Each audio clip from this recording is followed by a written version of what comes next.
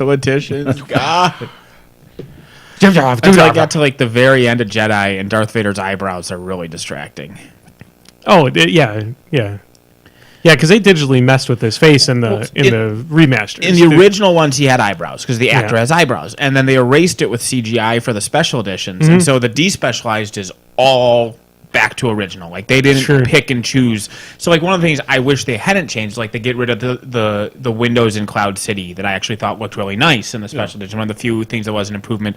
Or in the actor who plays the Emperor in Empire is not Ian McDermott, who plays him in every other movie. It was some random other schmuck, and they put him back in because that was the original version. Ape. Yeah, it's just some kind of chimpanzee with the hood. But they put the eyebrows back, but I guess they didn't have good footage of the original of that scene, of the no helmet scene, so they CGI'd eyebrows back onto him, and they don't stay still, so and like the skin doesn't line up. It looks like literally caterpillars. You know, like Michael Dukakis. What it looked like is so it was like Rayman that the eyebrows are like not the. Conan O'Brien, when he would do like the celebrity mouth, where they would just have cut out and they'd have the mouth in there, it was like that, but with the eyebrows.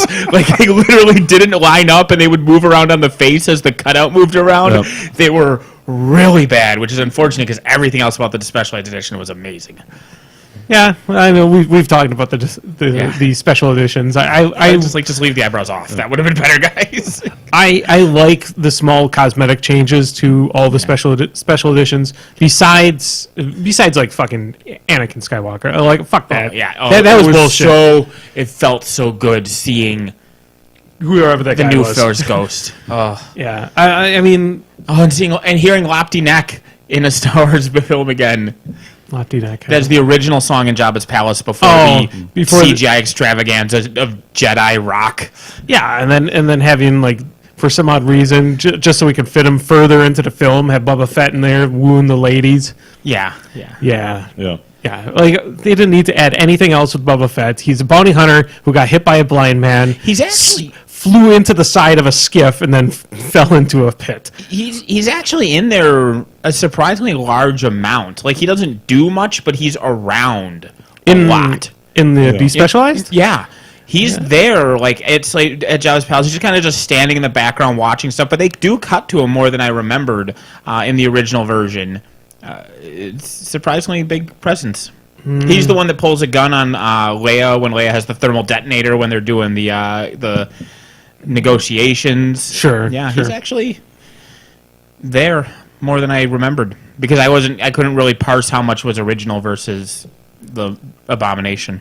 You'd almost have to get somebody's VHS copy. I trust that it's Specialized because these, like I said, these people went through all this effort to put eyebrows back onto somebody. They're going to be legitimately, faithful to the original versions. And welcome to Bearded System. Yes. Oh yeah. Well, whatever. Yeah. Episode. What? No, go on. We have to intro. No. Yeah. Episode 224. 224. Choo choo. 2x4. My name is Andy, and I don't know what I play. Man, 20 more episodes until the grossest episode ever. Why? 244. You get it? Episode 244. No, that's 144. Shit! I fucked up my joke. It was like almost 100 episodes ago. Yeah, I fucked up my joke. Yeah. I'm Dave. All right, well, in 288, it'll be too gross. Yeah. I'm Dave, and I play Kador for 7 more days. For 7 more days? That's it? Until the ATC? Yeah, I'm playing Kador at the ATC, and I have no idea what I'm doing after that yet. 6 more days. No, well, because you'd be playing Kador. There are 2 days. In theory, he'll still be playing on Sunday. Yes. Maybe. The odds are low that I'll be too hungover to play on Sunday, so I've got at least 7 more days of Kador. Guys are going to 03 drop. That was the question. Yeah. And I'm Nathan, and this morning I swapped out Iris for Sears in my Siri Nova reveal deck. Or Sweers, rather, with a W. Sweers. I think Swears will be good in the current meta because there's a lot of Consume and a lot of Bruverhoog dwarves. There's Swears and there's something else. Jaegers? Is it? Am I thinking of something? Jaeger? No, not. It's something from Gwent. Jim was telling me about it. I don't know. But yeah, Swears. Oh, yeah. Yeah. Oh, it was funny. What was it? I know what it is. I could probably send Jim a message and he'll tell me back. Yeah. And then it would. Oh no, that's what it is. Because that's there's. It's a horrible trolley thing. The consume deck. So what Swears does is you target a unit, and it removes all copies of that unit from your opponent's deck, which usually isn't that big of a deal because they've already played the unit, right? Like, who knows? But there is a monster that when one of them dies, you get a free one just pops out of the deck. So once they play one, you just Swears it to get rid of all the follow-ups. And that monster that you are Swearsing at is called a Necker. Yes. And so they talk about how he's racist because all he does is Swears at Neckers all day long. That's bad. It is very bad, yes.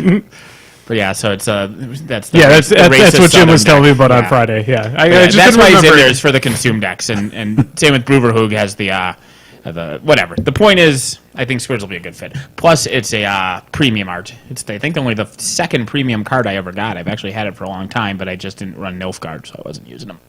Oh, I also missed a goddamn joke I could have had for this episode. For 224? Yep. Welcome to Crippled System 224.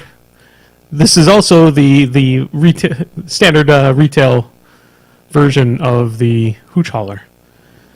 What? It's not really a joke. It was basically saying that basically the MSRP probably on the Hootch Hauler would have been about $220 if they were selling it in stores directly. Gotcha. Yeah. So, but speaking of the Hootch Hauler, Hootch Hauler. I'll talk more about Star Wars later. Yeah, we could. Yeah, I mean, we've had this will be like our third episode in a row with Star Wars, and we could talk a little bit about the Hootch Hauler and the crazy fucking internet our rage. Viewership will be okay talking about Star Wars. Yeah, I'm just saying, Ewoks are the fucking bomb, and Porgs, they're cute, whatever. I enjoyed. We didn't actually talk about the Porgs at all. I enjoyed how they were just an invasive species. Yeah. Like dealing like Chewbacca. They only showed him like twice in there, but I'm sure more Porgs. I'm sure that eating Porgs for one thing, but I'm sure there was probably a lot of lost footage of him dealing with the Porgs in the Millennium Falcon. Like if you didn't need a ship that was even more rickety than it was before, with shit going wrong all the time, then now you got like animals actively ripping apart pieces of the ship. Hey, that was somebody posted on Facebook the one of the storyboards from one of those scenes that they actually had the Porg managing to turn on the lightsaber and annihilating one of his friends. Yeah, the Porg. Have you not seen that picture? No. The Porgs are like sniffing at the lightsaber, and the one like steps on the button, and it just decapitates one of the other Porgs. Jesus, it just shoots straight That was in the through it. storyboard. Yes. Yeah. Wow. I'm kind of glad that wasn't. That would hilarious. That would have been hilarious to us, but like any little kid, because they're trying to make this so it is a kid film too. But that would have been murdered and cooked at least 3 of them. You didn't really murder them. Were those ones that had died a natural death? Yeah, probably. Okay, probably. After it was hit by a Wookiee, that's a natural death. Are Wookiees scavengers? No, Wookiees are natural deaths. Oh, okay. Yeah, they are a force of nature. But Ewoks are the best, and you imagine if Arctic Chewbacca Circle was eating doesn't a know Wookiee that Yoda or is a character. I said Ewoks are the best, and Arctic Circle isn't aware of the concept of Yoda as a character. What about what? He says that Ewoks are the only heroic character you see going from alive to dying to dead, and you definitely see Yoda go from alive to dying to dead. Yeah. I mean, I guess you don't see a corpse. You see, no, you see him dead, and then it vanishes. Yeah, he vanishes like all the other. But most of the other stuff just like explodes. You know, some rebel fighter pilot will just explode. You don't see a lot of. I mean, didn't Yoda just sort of close his eyes and disappear? You hear his breathing slow and stop. He actively dies. He's in bed. And then he disappears and his sheets fall. He does. But I mean, he hear him give his last breath. Yeah, he gives his last death, and then his body. He does not insta-body vanish. Ben Kenobi insta-body vanishes. Yes. Like, he's alive, and then he's just gone. But Yoda does literally die. He breathes. You hear the breathing stop. He collapses backwards, and his eyes close. And then, like, 3 seconds later, a decent-sized delay, he vanishes. So that has been my question for like 30 years, is that with all of that happening at the end of Jedi, were they just having a funeral pyre for Vader's empty armor? He's probably still in the armor. But he appeared as a Force ghost instantly. I thought you had to vanish. Well, it depends. I don't think it really. I think Jedi you have to vanish. Jedi and Sith maybe have a different way. But wouldn't Anakin be back to being a Jedi because he was redeemed? Yeah. Also, see, I always felt that's why they changed it to his true form, because that was when he was actually a Jedi. So therefore, he should. Oh yeah. So that's why Hayden Christensen needed to be put in there. Fuck you, Lucas's jowls.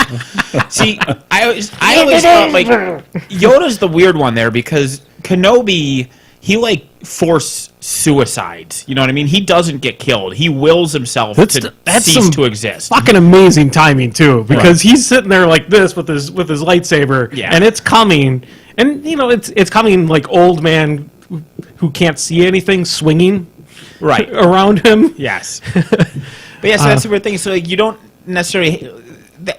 Yoda's the only one who dies and then vanishes. Kenobi vanishes without ever dying, and the other people leave corpses behind.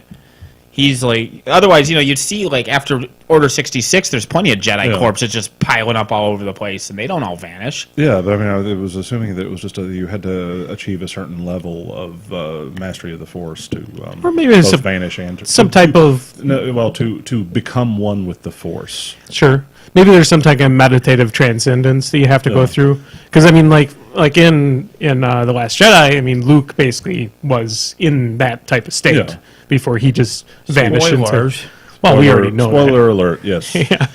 But Luke also vanished, and we're waiting for the Force Ghost. Ceasing to exist and later appearing as a Force Ghost could be two separate skills. Okay. And Yoda could have just arranged it to be nice.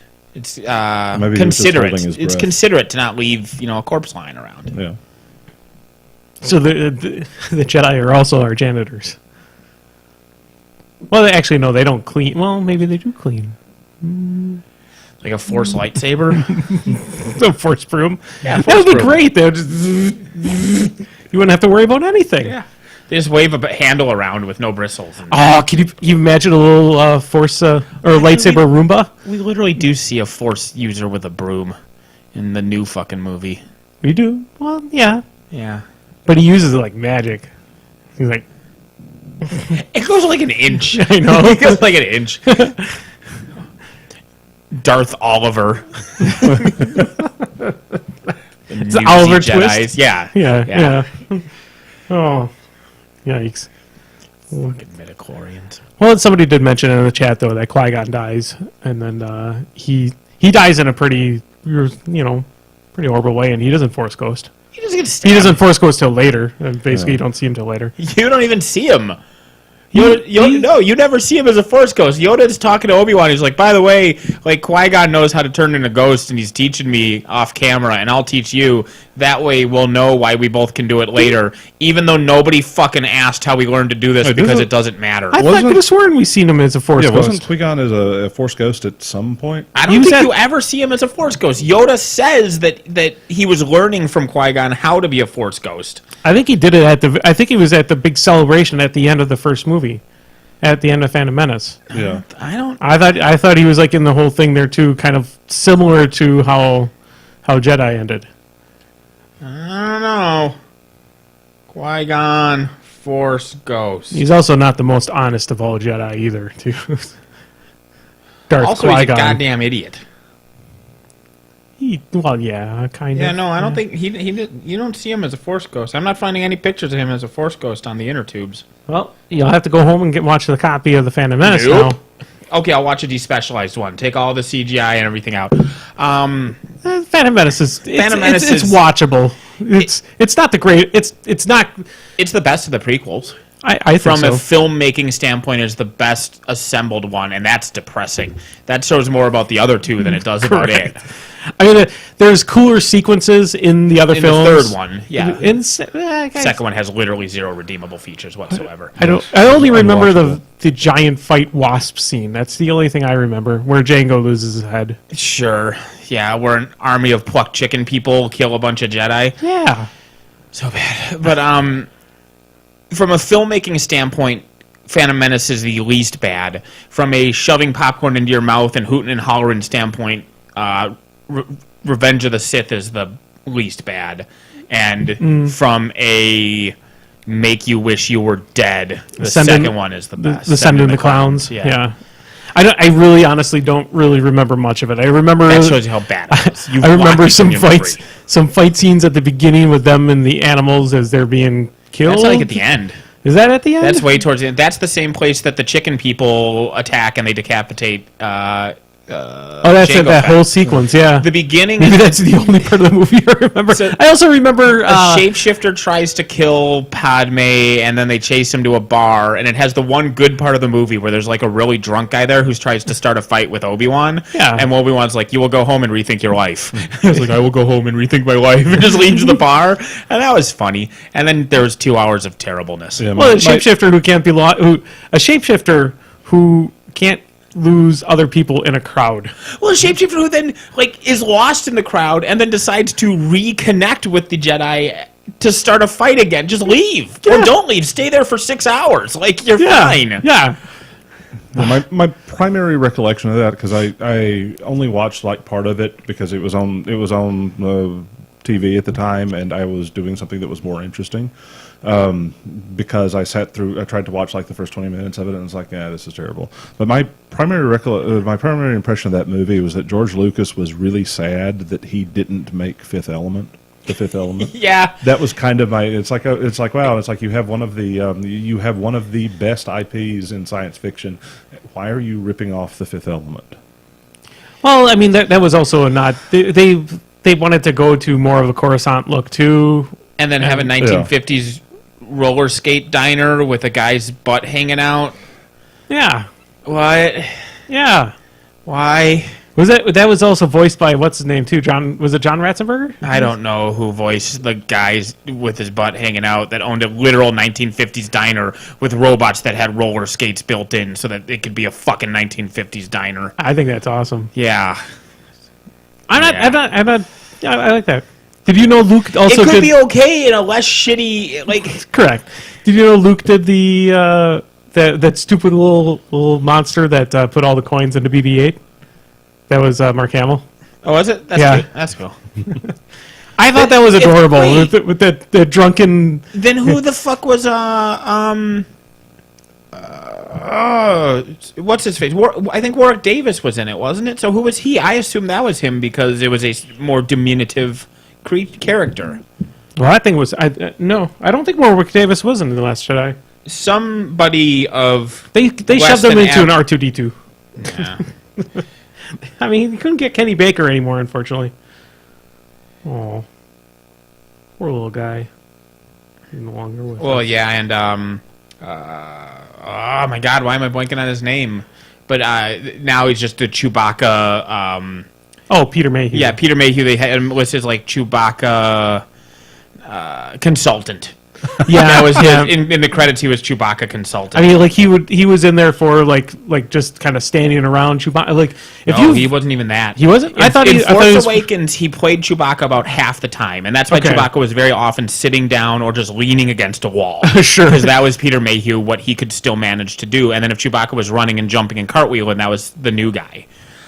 In Last Jedi, Mayhew, I don't believe even suited up once because they had him in the credits as Chewbacca consultant, not as Chewbacca. I mean, when I saw him I actually ate next to him at Gen Con, I want to say maybe about 10 years ago or so. It was, I didn't bother him at all because I don't like doing that. But it was really cool to have him eat next to Peter Mayhew. Looks like he was... Are you looking up Warwick Davis? Are we wasting time of both of us looking up Warwick Davis? Well, I'm in Last Jedi, see, so we're both in two different places. He's in Solo.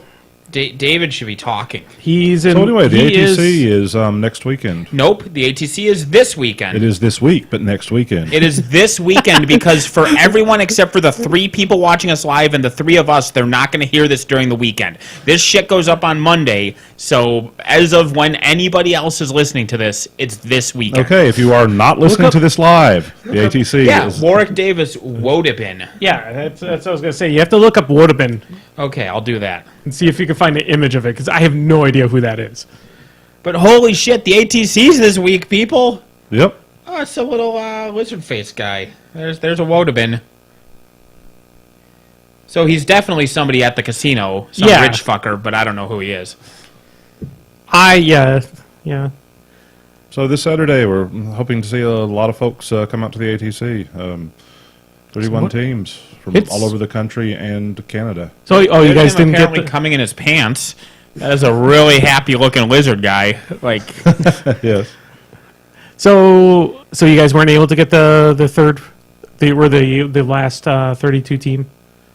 I believe it's 31 teams, yeah. 31. Oh, so there is going to be a bye then, or the first round for sure. Who knows what's going to happen after that, right? Because after the first round, it's opened up for people to drop and go to the solo masters. Yep. And so if an odd number of teams drop, we won't have a bye anymore. If an even number of teams drop, and that's what it would have been anyway. That's going to mess with me though, because if I'm running solo masters, I got an even amount, and then one team drops, then I'm back to odd.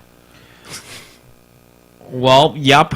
Except Solo Masters doesn't start until after the... I know. Well, so we got time to kill somebody and hide a body. Okay. How many people are going to drop after the first round of Solo Masters? No, he meant that if Solo Masters currently had an even number of people, if one team drops before Solo Masters even starts, it would make him have an odd number. Yeah, because it's 5. But that's only if an odd number of teams drop. Correct. And we don't know that there may be an even number of teams drop. Well, if you drop currently an odd number of people in the Solo Masters, then an odd number of teams dropping means that neither event has any buys, and that would be the best case scenario. Yeah. So talking about the ATC, it's freaking amazing. So there is a lot of diversity for all the factions. They had some really cool stats that you put out for that. Yeah, my boy Arcadius is the only pig caster. If you go to conflictchamber.com, the top post, you'll see this neat little pie graph that I think is pretty cool because it shows the faction distribution. And outside of just a couple of outliers, like there are only a handful of Convergence players, and Legion is kind of underrepresented. Everyone else is pretty evenly represented. We've got a lot of diversity in most of the factions, and within most factions, outside of the limited release factions, there are a lot of different casters displayed. I would expect Convergence to have a limited amount as well. I mean, and eventually I feel like Grimkin will probably be in that same boat too, where you'll have, you'll have your torchbearers for those factions. But Legion being a little underrepresented, but that's going to change after the next CID too, because that's all Legion stuff, isn't it? Yep. Legion CID might show up this Wednesday. Yep. You can't bring it to the ATC, but you can talk about it there with your 4 other Legion friends. Yep. I don't know how many actual 7 total. 7 total. So you can talk about it with your 6 other Legion friends. Yes, Jake Van Meter can talk with the 6 other people playing Legion. Well, so C. Schmidt from Boise, or is that name Boise? I don't know. I'm assuming he's from Idaho. Just blighted Ogren CID, so who cares? I mean, in the past, even though they have focused on one specific subfaction, they have also brought in underperforming stuff in general. Like I would kind of expect in this that we'll, in addition to the blighted Ogren, we'll probably see some of the player favorite stuff that's underperforming, like the Carnavian and the Scythian and the Ravagore. Probably see those beasts get a touch on them. We'll probably see like Callus, both versions of him maybe have like something maybe done to him. Callus 2 is actually done fairly decent. Callus 2 seems to be fine. Callus seems to be performing well. But I mean, realistically, we'll probably see some of the stuff that's really underperforming. I think the Carnavian chassis is at the top there, and probably a player favorite caster that underperforms. And I'm not sure who that would be. I kind of hope it's Bethane, but we'll see. Yeah, Bethane is always. I love the idea of the model, but it's. She really underperformed pretty much ever since she came into the game. That was one of the things I was really salty about, because I was working on... I had all the models for my Bethane list at the end of Mark II, and then Mark III, she was never that good, and then they nerfed her going into Mark III and completely changed the way she worked. So I was salty about that, and instead put 8 Crusaders on the table. Fair. Yes. And Magic Crusaders. Yeah. Crusaders that somehow always had 2 boxes left at the start of your activation. Yeah. Yes. Fucking Crusaders. I had one beautiful tournament game against Quimby. Similar against me, 4 turns in a row, I took a Crusader to 1 Cortex, 1 right arm. Yeah, Quimby did the same thing. Fuck David. Yeah. I'm seeing a pattern here. I'm seeing a pattern of cheating. I'm seeing a box that he cannot mark. 2 boxes he can't mark. He made his own tokens, and he made it so he can't actually put dry erase markers over 2 boxes. Yep. You're we could probably sell those. Yeah. Make a pretty penny. It's like, look, I marked all the damn. Oh, it's gone. What happened? You just get a little silicone and put it right there on those 2 boxes. Yeah. Silicone parts are made for toys. It's Mr. really makes nice a lot toys. reference for you.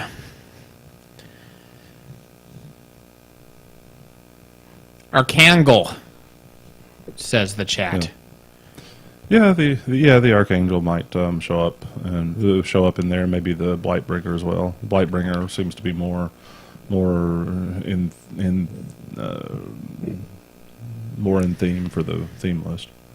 Yeah, I haven't seen what the Blightbringer does, but I mean, if he's actually going to be in the theme force, then you're probably going to see him be touched in there in some way or another.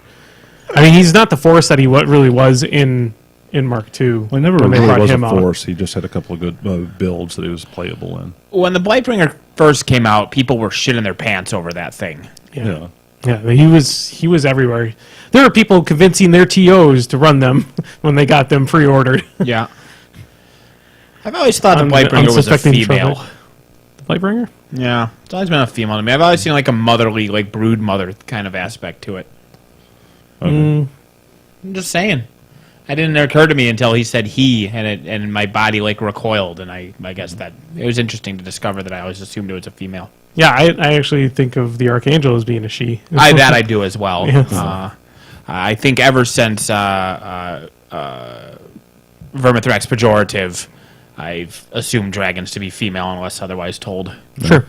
Yeah, the Idahoan said the Blightbringer didn't change much at all, but he is expensive. And there are almost no changes to the rules for Blightbringer. I can't actually think of any.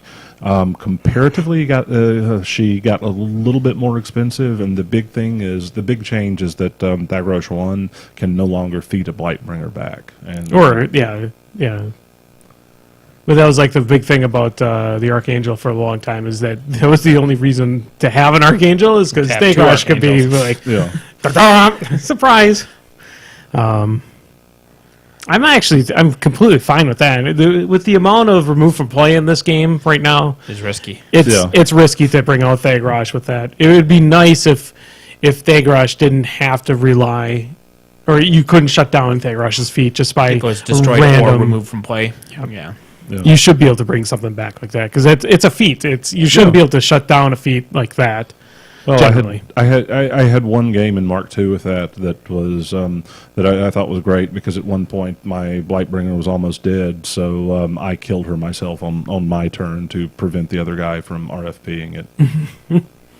Yeah. Nathan, you're just staring off into nothingness. So the Hootch Hauler. Yeah, the Hootch Hauler. Yeah, that's a thing. So that's an expensive thing. That is the most expensive thing, but honestly, not that much more than other models like the Sea King and that. But the Hootch Hauler also is half as many points in game. Half as many points, but you're not paying dollar for per points. Dollar per point. Dollar per point. It's probably one of the most. It is the most expensive. No. Is it still the Sorcerer? Sorcerers are way up there. Mechanothralls are way Tinker up there. Yeah, is way up there. He's like $25, I think, isn't he? Yeah, 2 points. Yeah, he's a lot of parts for it too. Oh, gee, it's almost like the value of models isn't based upon their point value, but rather on the materials and other requirements involved in bringing it into existence. Well, Yeah, I'm not saying that should be the case, or that people have been people have accused various game companies before of charging for models based on power level, which I think it's pretty clear that Privateer Press does not and never has done. I will counterpoint. I don't think it's right to say people have accused other companies to do that. I think it's right to say other companies have done that. Let's not beat around the bush. Yes. We don't have to point fingers, but it is a practice that does exist in some companies. It is a practice and has been done. But I mean, the as far as I can tell, the way Privateer Press does it is it's a combination of material cost, design cost, and expected production run. And so you put all of that together, and the Hootch Hauler is going to be a really pricey model. I do agree that it sucks though because it's only 18 points and it costs. It's a niche piece too. Yeah. So I mean, as a troll player, you're only really playing it in one style of the list. Yeah. See, my two seemingly conflicting but not conflicting statements about the Hootch Hauler is that it is 100% validly priced. That model should cost what it costs. Yeah. But they should have made it so that wasn't a truthful statement. Yeah, like, there's they 53 pieces in that thing, right? There's 53. Yeah, I think that's like what Dallas It's big, said. it's heavy. There's a lot of individual pieces. So you know what? Maybe make it so it doesn't take 53 pieces. Like I understand people want. Like people have complained that GW has these amazing pieces and Privateer Press isn't at that scale. So I think they were tempted to do something really impressive like that. But then, of course, people being shitty, those same people complained about how expensive this model was. Yeah. But they do. There's got to be. There's got to be little changes they could have made that could have cut down that cost. If they just made it on the scale of the death knell. Not even the scale, because I think part of it is the piece count is a big part of it. And one of the dumbest things I've ever seen Privateer Press do is, and I'm holding my hands like this because it is the dumb thing, is the rune shapers, the original rune shapers. There's one of them that's holding his hands up like this, okay? This hand is one piece. This hand, with the thumb 2 degrees further inward, is two separate pieces because this thumb can't be cast on the same cast as the rest of the hand because of the shape. Here's a fucking idea. Move that thumb out.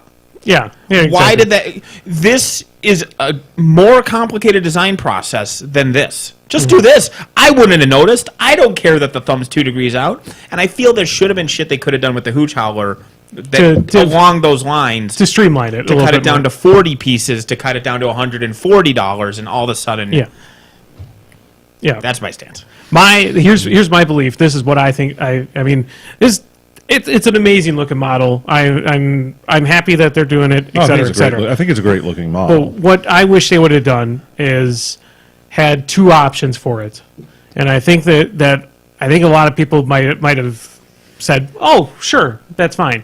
One, make a conversion kit that you would take to your war wagon to turn into a Hootch Hauler. And then you have that be like a $60, $50, $60, $70, $80 conversion kit.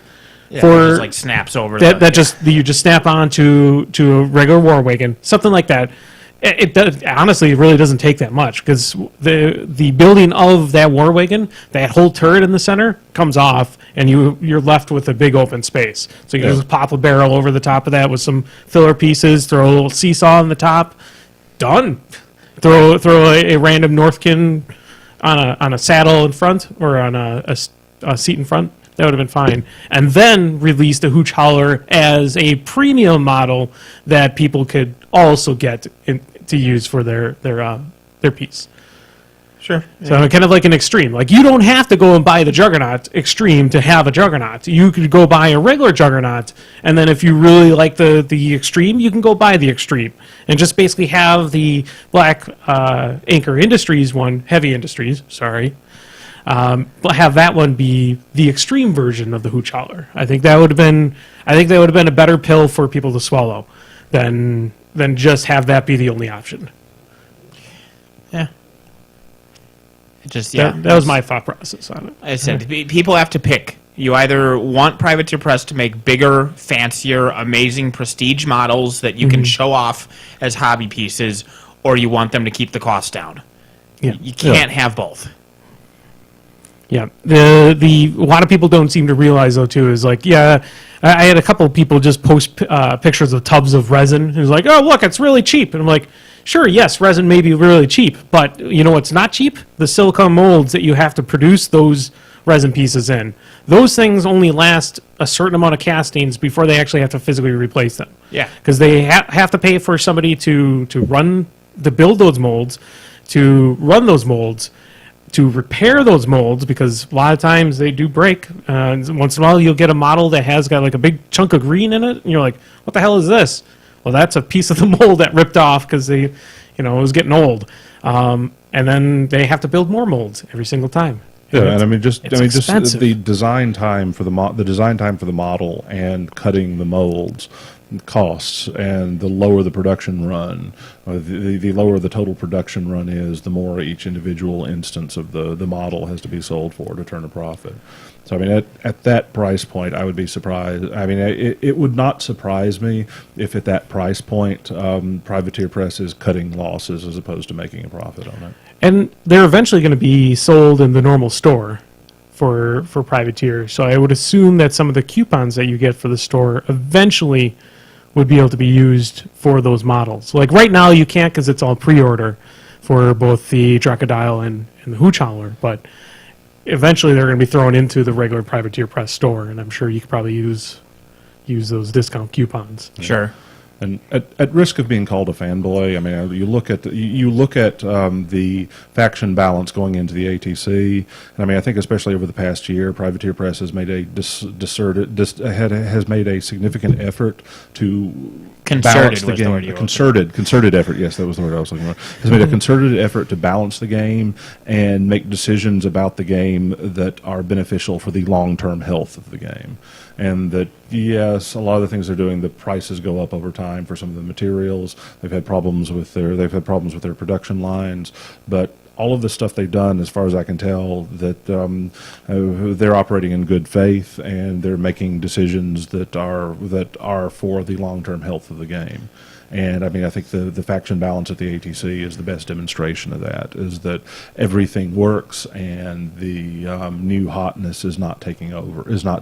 Yeah. And it's not cash grab after cash grab. They're doing stuff that promotes the long-term health of the game. And there are missteps along the way, and I mean, I think putting out a $165 battle engine is a misstep. But I mean, I don't think it's malicious. I don't think this is a cash grab. This is just a problem with the production, because everything else they've done has been great for the health of the game. I think if it was a cash grab, we would see the Hootch Hauler as being the most amazing model in Trolls. Yeah, and it's not the most amazing model. It's a good model, but I mean, it's not performance in game. Performance in game. You would just see it just be the most amazing thing ever. But there's like the Gatsby 2 of Trolls. There's always been stuff, and especially Trolls. Like, the unfortunate thing with being a Trolls player is that your shit is big. Okay? Like, your entire army is bigger pieces, and so you're going to have, fucking A, man. I ran 3 units of Creel Warriors back in Mark 1. Yeah. Oh, yeah.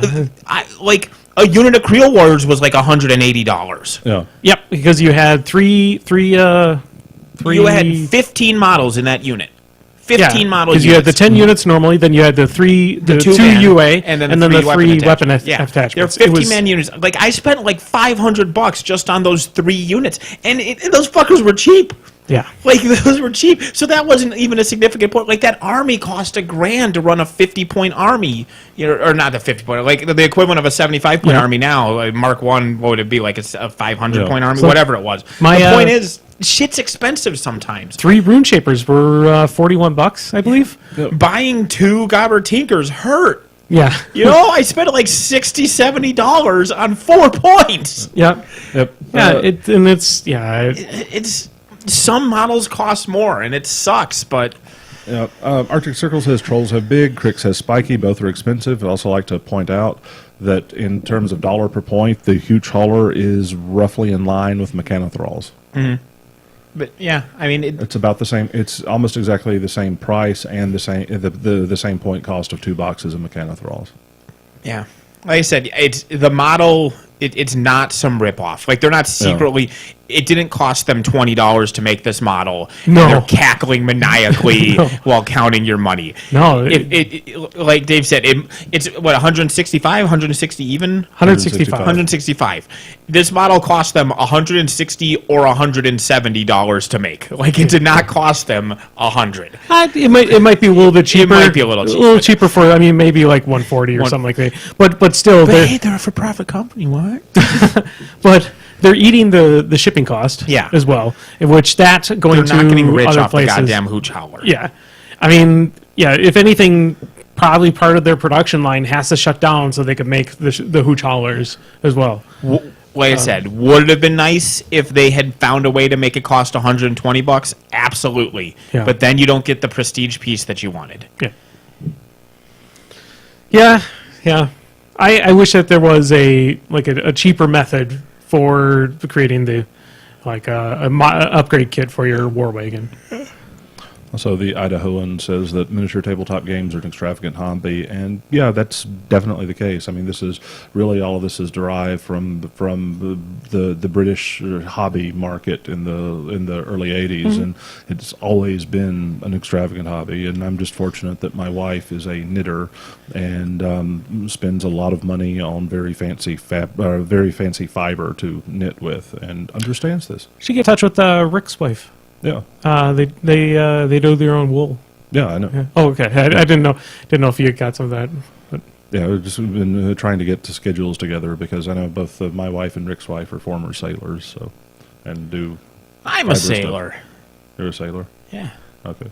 Yeah, wait, you were in the Navy? No. When I was a kid, my family had a 30-foot sloop, and we spent a lot of time on Lake Michigan or Lake Winnebago. Ah. Yeah. Just a lot of sailing. A lot of sailing. Land through Point Washington?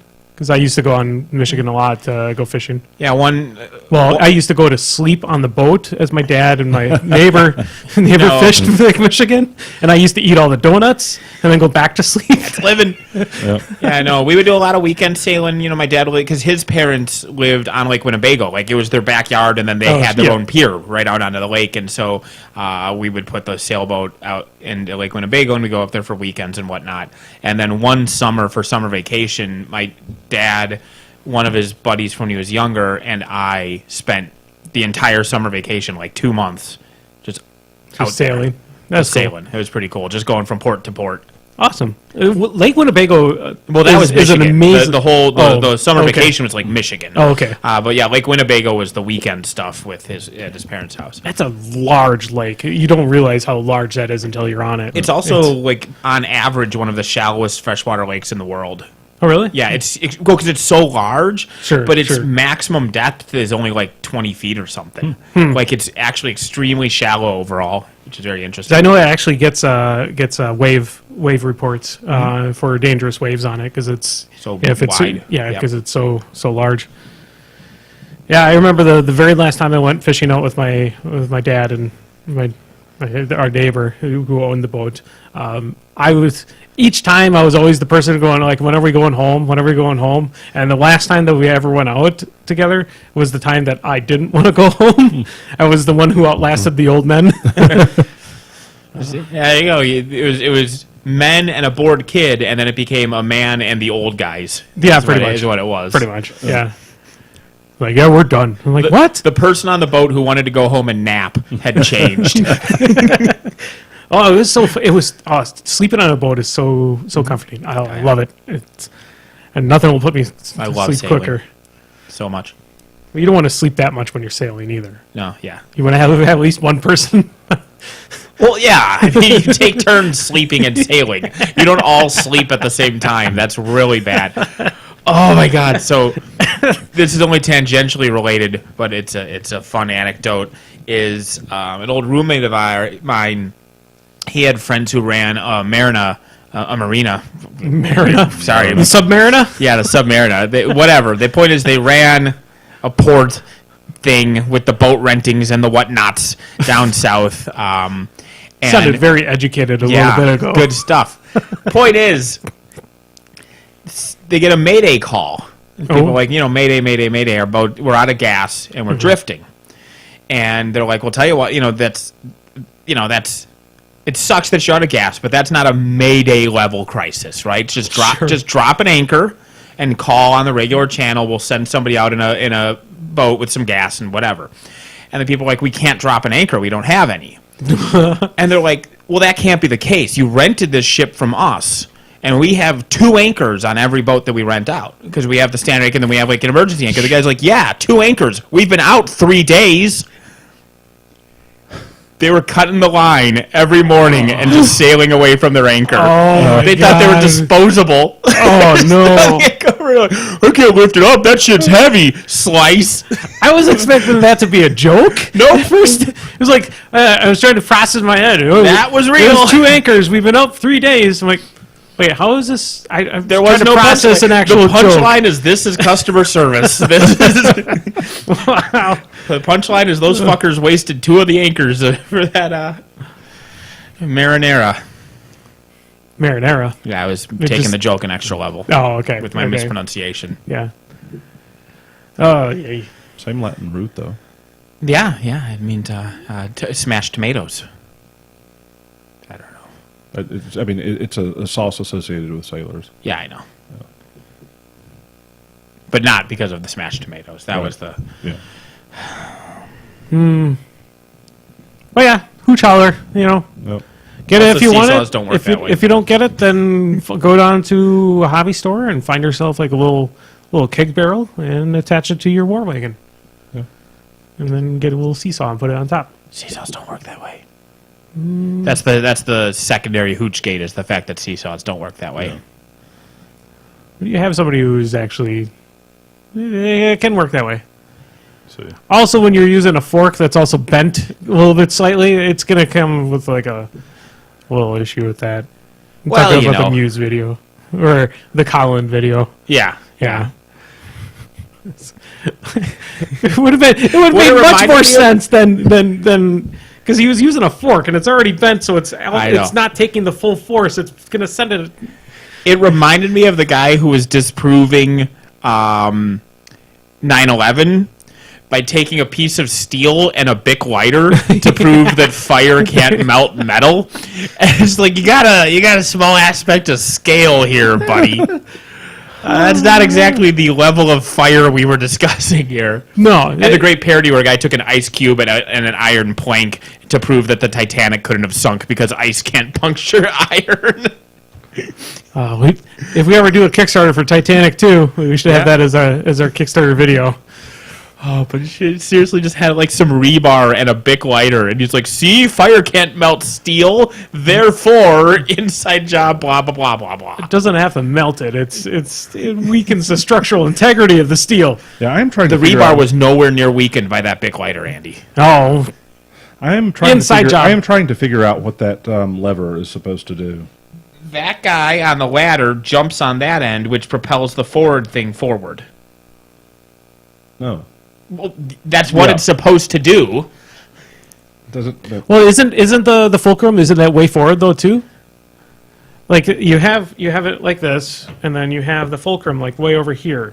So when he's jumping down to here, it's pretty centered, right? Is it centered, or is it? I thought it was more forward like this. No. And so as they point out, like what would really need to happen is for it, if you put that on the top backwards, it solves all the problems. Yeah. If that's a separate piece and you can install it 180 degrees rotated, it works by the laws of physics. Because when you jump on this end, whatever's here will fly that direction. Because what happens is as it's swinging up, it's swinging that way already just from the lift, and so it'll continue in that direction. Couldn't a trained trapeze artist go forward too? It could. Barrels aren't oft-times well-trained in trapeze artistry. Or you mean whelps? There's a whelp sitting on the barrel. Oh, okay. It's a barrel with a whelp sitting on it. It's not a whelp holding a barrel. All right. That's the problem. Okay. I was thinking maybe they're trained in it. They're like, that's their own... Wait, how would you train for that? Never mind. I guess it wouldn't be something that you would have. Although I guess the barrels could be well trained. There's just a bunch of barrels lined up, and like they got the professor like pointing at the chalkboard. Yeah, the chalkboard. Barrels just have little notepads in front of them. Yeah, that they have to turn in for 40% of their fucking grade. I I suppose the whelps, callback. if they're the ones that are holding, Wait. Does it count as a callback if it was something that was said before we were live? Before we were. Oh, was that recorded? before we were live? Yeah. Shit. Start the recording over, and this time record the stuff before we started recording. No. Okay. Callback failed. Well, it's a callback to us. Yeah. So, it's better. What's So better that makes it an inside joke. What's better than an okay. inside joke to tell everyone else? Because that's the best. That's basically this whole podcast is an inside joke. This podcast is a joke. What? We're doing good this time. Just wait till I start farting. It's gonna be the worst. That hasn't been you? No. Oh. No. No. Have you ever farted like so Yes. bad, Yes. so bad that it's like when you go to a fast food chain or go pick up pizza at like a Glass Nickel and you have it in your car for just the trip home, and then for the next 2 days that's all you could smell in the car? No. No. I've had a fart that bad. Oh, that's bad. It just like I get in my car and it just smells like fart. Are you sure you didn't shit on the floor? No, I'm very sure I have clean underwear, but it definitely Well, not in the is. underwear. Like it was down the pant leg, and it just rolled under the seat. No, Okay. because I've had it occur outside of that too. And that area of the outside continued to smell. Wait a second. I want to know. This is more This interesting than the car. is also another one. The physics doesn't work that So way. you're out in a field and you fart, and 3 days later you come back to the field and it still smells right there? No, but my jacket would definitely smell like it because I have the long jacket that's covering my ass, and it just kind of store itself in my jacket. Well, maybe you shit in your jacket. No, again, clean underwear. You have underwear inside your jacket? Yeah, extra padding to make sure. Fair enough. Okay. But yeah, no, Yeah, see a doctor. maybe I'm starting to think about it because man, it's not good. It's like when Brian was talking about his bodily functions issues. My bodily function issue is I fart and it just smells like somebody died. And I haven't changed my diet either. So Yesterday I was talking to Brian and he had an anecdote, and the moral of the anecdote was to check the toilet when you poop to make sure it's not filled with blood. He said that's a good life lesson, is just check before you flush to make sure it's not just filled with gallons of blood. Jesus. He was having troubles earlier today. No, it was a secondhand anecdote. It was a friend of his. Oh, all right, sure, a friend. Yeah, it was him. Oh, okay. Oh, yeah. So don't ride with me to a fast food place because my car smells like farts. Oh, that's now? This wasn't some pastime anecdote? No, it was within the last week. Okay. Okay. But yeah, it definitely. That should be our tagline for the video, though. Is check your stool for blood. Maybe. I mean, I like the episode 224 was an inside joke. See, or an inside job. Because you were talking about 9/11 and callbacks. So it was both. Good job, Nick.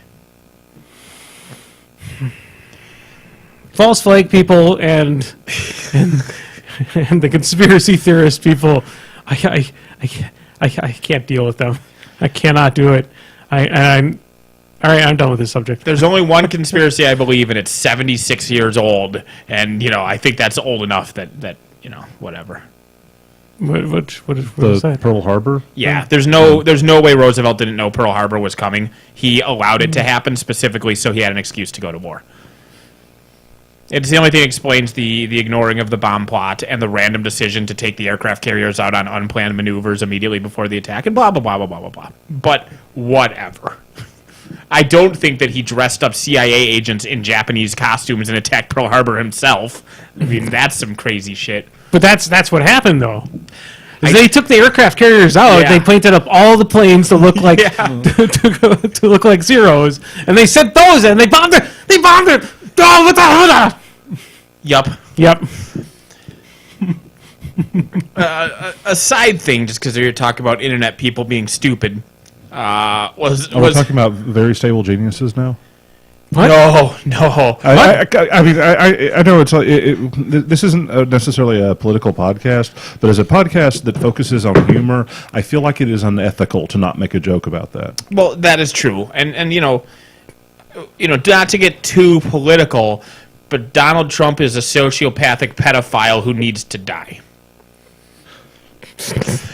Anyway, so stupid things on the internet. So the current season of Gwent ends on the 8th. Okay. New season starts on the 9th, because that's how seasons work. One ends and another one begins. So when the season ends, whatever rank you're at, you get as you climb the ranks. You get prizes. As you climb the ranks, you get a reward for each rank you pass. And then when the season ends, you get a big reward based on where you are, and then your rank drops to start the climb again. But they don't have you drop all the way, they have you drop a portion of the way. Oh, really? Yeah, I mean, Hearthstone's the same way. When the new season starts, doesn't Hearthstone go like, hey, you're like a level 6 guy. We're not going to start you at 0. No, I think everyone starts at 25 again. Oh, do they start at 25? I thought you got like some auto kick up like to like 21 or 20 or something. Yeah, you might be right in there. You lose a couple levels, but I think you... Yeah, you don't stay where you were. But you definitely don't, because otherwise I would make sure I have new backs every time. You don't all the way go back to 25. Like they look at where you were and they bump you up to like 21 or something like that because they figure whatever. But so that's what's happening with Gwent. It used to go down to 1/3 your current ranking. So if you were at 3,000, you'd go down to 1,000, and you'd get the ranks. You'd get the rank up prizes for everything that you passed. So if they started you at rank like 6, they would give you the rank 2, 3, 4, 5, and 6 prizes. Okay. Because it's like you did them. So they changed that this season. This season they only bump you down to half your level, and the part that people are getting angry about is that you don't get the prizes for any levels that you start above. So if you start at level 10, you do not get the rank up prizes for 1 20 through to 10. Okay. Yeah, it goes lowest to highest in Gwent, but same concept. Okay. You don't get the rank up prizes for that.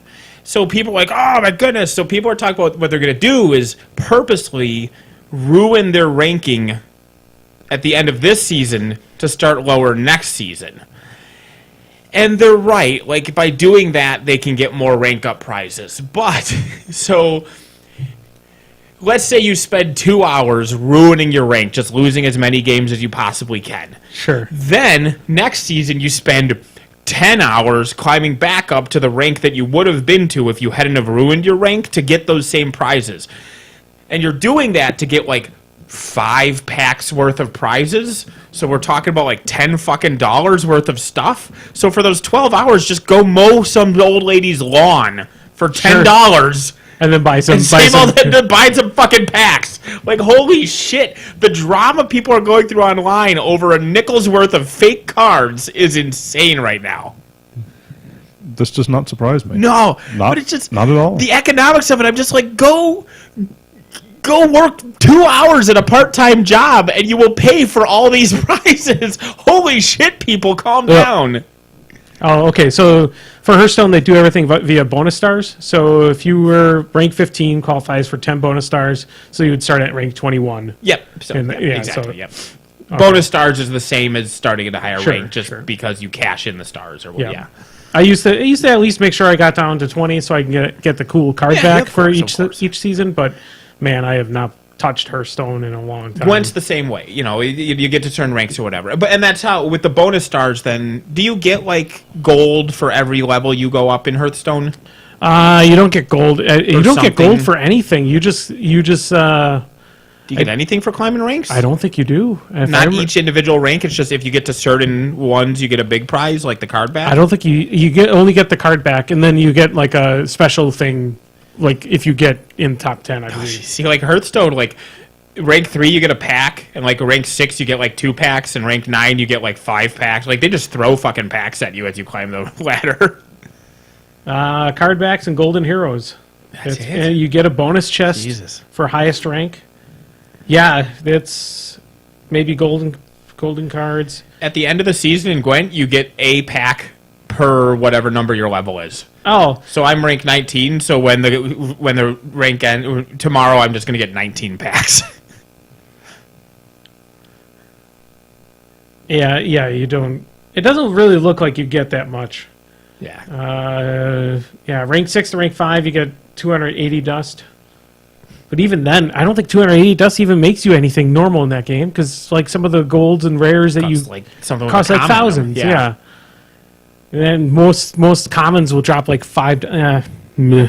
Yeah, Hearthstone uses daily quests. Well, spoiler alerts, in addition to the ranked level up rewards in Gwent, they also have a daily thing where for winning 6 rounds, you get 1,000 ore, or 100 ore, which is enough to get a pack. So you get a pack just for 6 rounds won, and they just instituted daily quests as well. The amount of money you get from a daily quest in Hearthstone is, it unless they've changed it, has always been pitiful. It's been the worst. The 6 round win that you can do daily is a pack. And the daily quests are 40 or 60 ore, so 2 daily quests is also a pack. So 2 days you get 3 packs, plus whatever rank up bonuses you get. Yeah, you don't get packs like that in Hearthstone. You could debate whether or not like the game plays for you, but holy shit, do they throw free cards at you in Gwent? Well, that I mean, basically being able to basically disenchant like one of the entire factions that you get, and then you have enough to basically build another faction, or build into what you would consider your main faction from all the dust.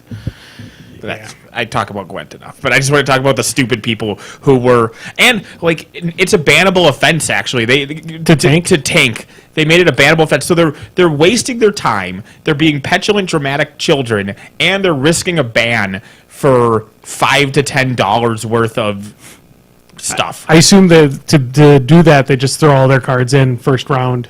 Yeah, or just forfeit. They start a game and forfeit. Oh, really? I figured that would actually be something that they could track a lot easier. Right. So the stupid people are doing that and getting banned. The slightly smarter ones just, I sure am bad at this game. Yeah. Smarter. The slightly more sleazy ones. I would still be more effectively sleazy. Yeah. The ones who are higher skilled at doing their pointless stupid thing that they shouldn't be doing. Yeah. Speaking of bad people, you know what's worse in Heroes is when you have somebody who's just purposely trying to lose. Yeah. And they're with a friend and they're playing Cho'Gall.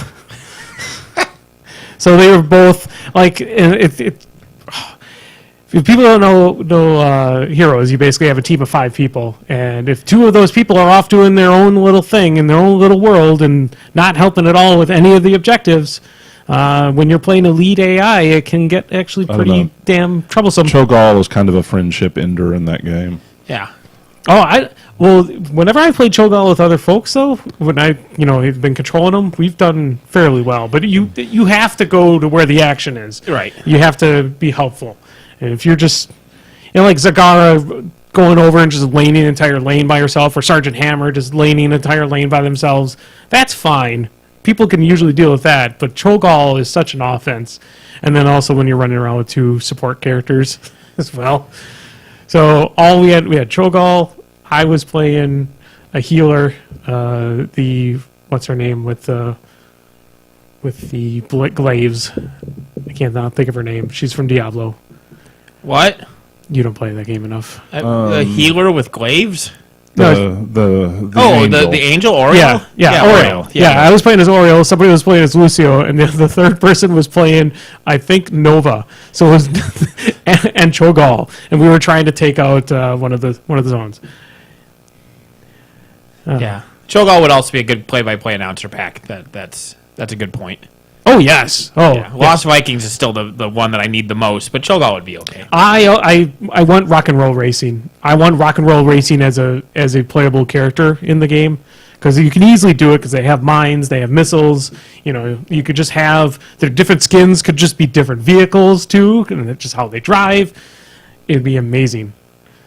And you could have the announcer too at the beginning. It was like the stage is set, the green light is go.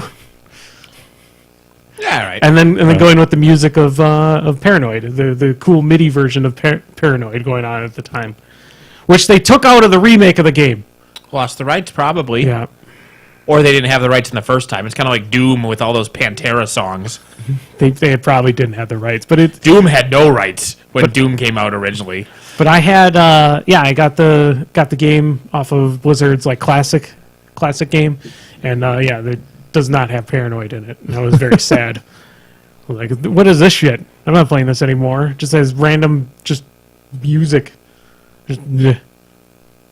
That's also a game that needs to come back. That needs to be redone. We need a new rock and roll racing. Trying to see what other games Blizzard has done. Blackthorn, Lost Vikings, RPM Racing. Yeah, that's about it. Blizzard has not done many games, but all their games have been pretty much good. I don't think they've done a bad one. If they've done they did that Worlds of Warcraft game. No, WoW was good. They did. WoW was good. Wow. WoW was good. WoW has basically single-handedly destroyed everybody else's hopes and dreams of building an MMO. Ooh.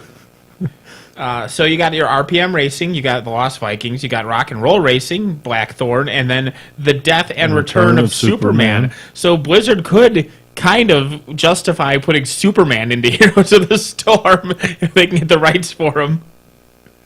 No, we need Blizzard or Warcraft, and then Justice League Task Force. Isn't Activision? Isn't Activision?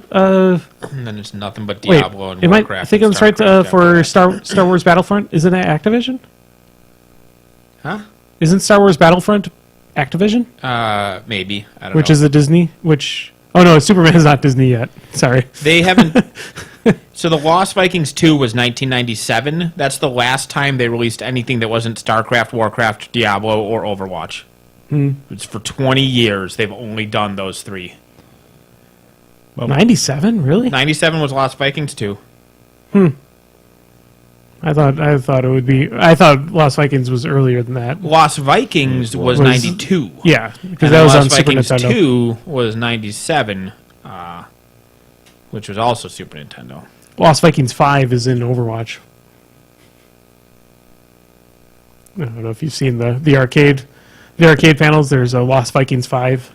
Motherfuckers, they need to actually make Lost Vikings games. I know. Well, when does Overwatch take place? I can only play Trine so many times and pretend that they're Vikings. But yeah, EA did Star Wars Battlefront. Blizzard Activision is the ones did they do Destiny, I think? Yeah, Destiny is Blizzard Activision. Yes, Yeah. Activision. EA was Battlefront. Well, it's Bungie, but it's the Bungie. Because Activision is part of Blizzard, right? And they're also incestuous now. I don't know who's who. The point is, fuck EA. We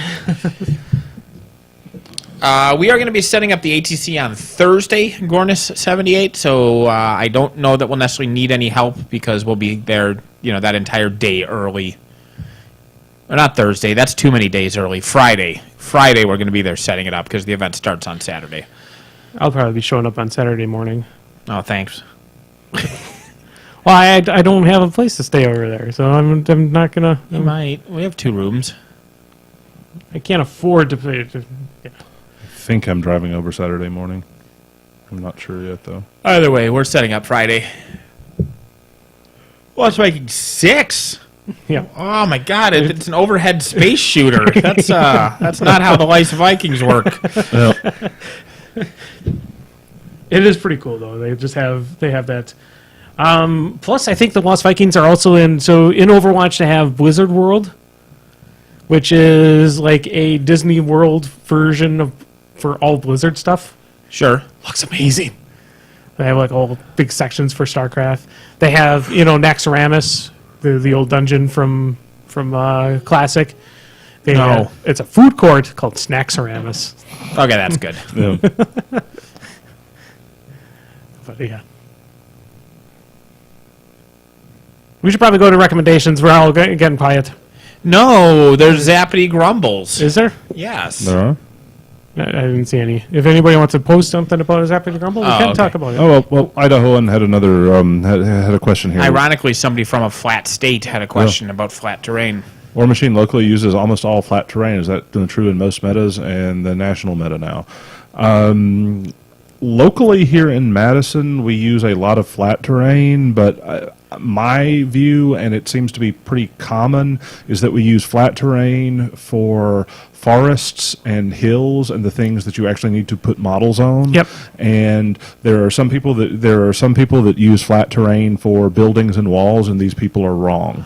Yeah, I mean, true line of sight is a thing which I can see, but even locally, we don't use flat terrain for forests really that much because we have those. I mean, they're flat, but they're not like the mat things. Yeah, I mean, we use cut and wood with flocked on it, and then with trees that stand on it, and so the trees are 3-dimensional. Yeah. And even the hills, we usually have like the 1-inch thick, like ziggurat style with the sharp edge. So that's still 3D terrain. The actual flat, like mouse pad type stuff, it's convenient, and we use it. Like, we use it at the ATC and whatnot just because, man, is that a lot easier to store. Yeah, all of the store and carry. Yeah, all of the people that run tournaments use primarily flat terrain just because of how many boards you need to set up. At Pegasus, that all qualifies as 3D terrain. Okay, if you count the forest we use at Pegasus as 3D terrain, then we realistically don't use any on the game. Yeah, their question is about the mouse pad style stuff. Yeah, specifically for the mouse pad stuff, we have a couple of players that use a full set of mouse pad stuff. Because they can fit it in their bag. Yeah, it's so convenient. Yeah, it's so convenient. I actively dislike mouse pad buildings and walls. Yeah, but I that's agree. about the extent of it. We're blessed with a really nice terrain selection at Pegasus as well. There's a fairly thriving 40K community and Age of Sigmar community that uses all the same terrain, and generally to take care of it. And Besides, originally people that actually enjoy making terrain too. Yeah, especially Don. Thank you, Don. Except for the first time that Brian and everybody went down to Pegasus and made a bunch of terrain for War Machine Nights, and the 40K players took those like little wooden boards that we had for forests, and then took the trees and then glued them onto the boards. That was the first. Yeah. They haven't done that since then. So well, they have. They just did it at a different store. Oh, they did? Brian made a whole new batch when we were re-going to Last Square. When Last Square was getting back into it, Brian made a shitload of new stuff, and they did it again. Yeah. They glued all the trees to the forest boards, which is so convenient when you need to stand in that part of the forest. Well, in 40K, that's what I know is you just kind of just take your bucket of troopers and you just dump them over the forest. Yeah. Wherever they land. That's true line of sight, and they could be like on the ground, flipped over on their head, and they still shoot just fine. Yep.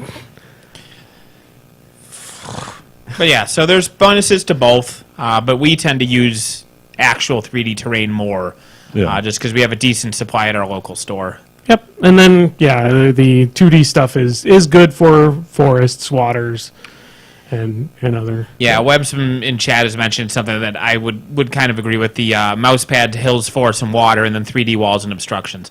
Because like I have linear obstacles, the 3D ones in my dice tray. Because those are nicer. Yeah. The obstructions I almost can understand if people really, really hate true line of sight.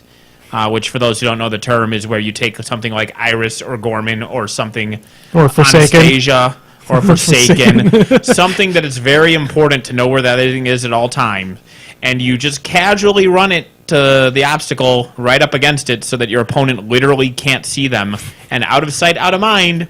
And then 3 turns later, it just kind of moseys out and Forsaken bombs their Harbinger for 50 dice of damage. Yeah, who is that took that? Was that? I mean, that's happened to several people. I've seen it. That was at Dicon many years ago. Terminus with like 40 focus on him got bombed. I think at War Machine Weekend a couple years ago. Was that Keith potentially? I don't know. But that shit happened. So if people really hate true line of sight, but I'm with David. I think that 2D buildings that they just look like a square on a mouse pad, and it's not very nice. The trenches, though, it's so much easier because it's hard to do trenches with 3D terrain. You do like those slanted sides and then drop down into the trench, but then those sides are a nightmare to stand on. Yeah. Yeah. I mean, the only time I've seen trenches actually work is if you have a board built for trenches, and then it's not as good. It's right. Yeah. Yeah, like if you at home made like a modular board with like drop-in terrain, you could have the dug-out trenches and then whatever. But that's getting crazy. Yeah. For that much money, you could buy a Hootch Hauler. But it does come with the beer koozie, though. So, I mean, that's cool. And the thing is, if that's like a $50 beer koozie, that means that the Hootch Hauler is only $115, Yeah. which is a steal. Yeah. I'm not sure if I pay $50 for a beer koozie. Depends on the beer koozie. Yeah. This beer koozie comes with a Hootch Hauler. Yeah, that's true. Did you get your shirt yet? No, No. I heard people have started to Yeah. get their shirts, so. I didn't get my Dracodile yet either. No, it's still downstairs. I No, haven't. I can't start playing again until I have a Dracodile. Oh. Yep. Now you could blame it on me. Yeah. Yeah. Yeah. And then You're not gonna start playing until I finish off Tales from the Borderlands as well. Yeah, I'll just keep adding things. I need a Dracodile that's been assembled and painted. I Oh, need to that's- talk to you about the ending of Tales from the Borderlands. Painted. No, that thing's easy to paint. I'll paint it. Raylene actually wants to paint it, but she can't. She can't paint it, Andy, Why can't she paint it? because it isn't assembled yet. Oh. She could still paint it. Assembly. I mean, you might have to repaint it after your assembly goes. Right? Just what are you going to do? Just paint the individual parts and then just like pile it up on the base. And it's like here's my Dracodile. Well, like I said, if I ever won the lottery, that's how I want to assemble my things. I want to put everything together wrong. Sewn together wrong. Yep, I want to put everything together wrong. I want like a man of war shock trooper or demolition core. I want the guys like the fist. I want that to come out of the headpiece. It's like the hammer out of the head. I want to assemble everything wrong. Fuck and I it, want do it. And I want to play it in a faction in a tournament and watch people get really annoyed at me. Things like running on their hands with their feet coming out of their shoulders, and yeah. Yeah, I'm going to put a totem hunter, and his knee is going to be put into the hip joint, and he's going to be a paddle wheel totem hunter. You can do wonderful things with cavalry models. Like, there's so many limbs and torsos and heads. You can do whatever they want. Okay, I have like piggybacks. Yeah. Yeah. Yeah, you Ulans could be like piggybacks. I did see somebody post it, and it's been a really long time since I assembled Ulans. Those things are like 8 pieces a piece. Yeah. I saw somebody complain about that on the Kador forums. Yeah. He's like, wow, I don't remember those having that many pieces, but yeah. I do need to get another Dracodile to do my Gobber Chef, so. I don't remember if I talked about that on air, but I'm going with that just to piss off Travis. Why? I'm going to talk to you about this? No. So, you know how, like, think of marshals like Legion or whatever. Mm-hmm. Or what, people do this all the time. You have, like, a Carnivian, and he's, like, eating an Iron Fang pikeman, right?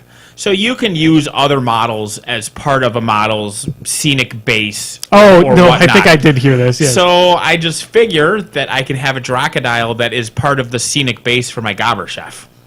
So all I need to do is just balance that thing on a small base and then put the Gobber Chef on it, and it'll technically be a Gobber Chef with a scenic base. Well, it'd be like my Whelp Cav. Yeah. Yep. Have you seen my Whelp Cav at all? No. Yeah, no, I mounted all my Whelps onto War Dogs.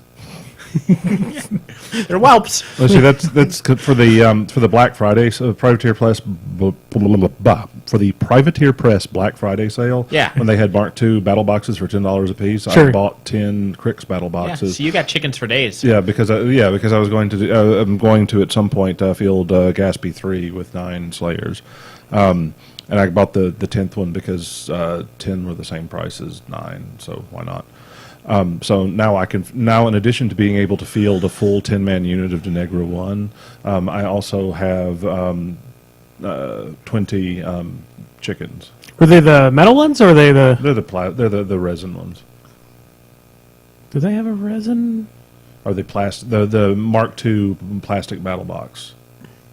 Point is, he's got 20 chickens. I've got 20 chickens. You should paint them up like actual chickens. That's what I think. I think you should have, paint them all white in the back there. Have like a little red gizzard on the... That's not the gizzard. Or whatever that thing is. What is that thing? I don't know, but it's not a gizzard. Dewlap? But I don't. You're just but making up words. I No, don't that's have a real good- word. It might be right. But I It don't, might be dewlap. But there's no good medium-based unit that I can justify as having something mounted on a bone chicken, or I would field a couple of units of them. Dewlap, a fold of loose skin hanging from the neck or throat of an animal, especially that present in many cattle. No. No, but you could... Oh, right, because lizards have it when they inflate that Oh. fucking Yeah. thing on their neck. That's a dewlap. I knew that was a real word. Especially if there's a Nedry nearby. Yeah. Whoa. Inside joke. If you guys got that, you know what it is. It's a joke. It's not an inside joke. Like, if we're the only people who've ever seen Jurassic Park. Yeah.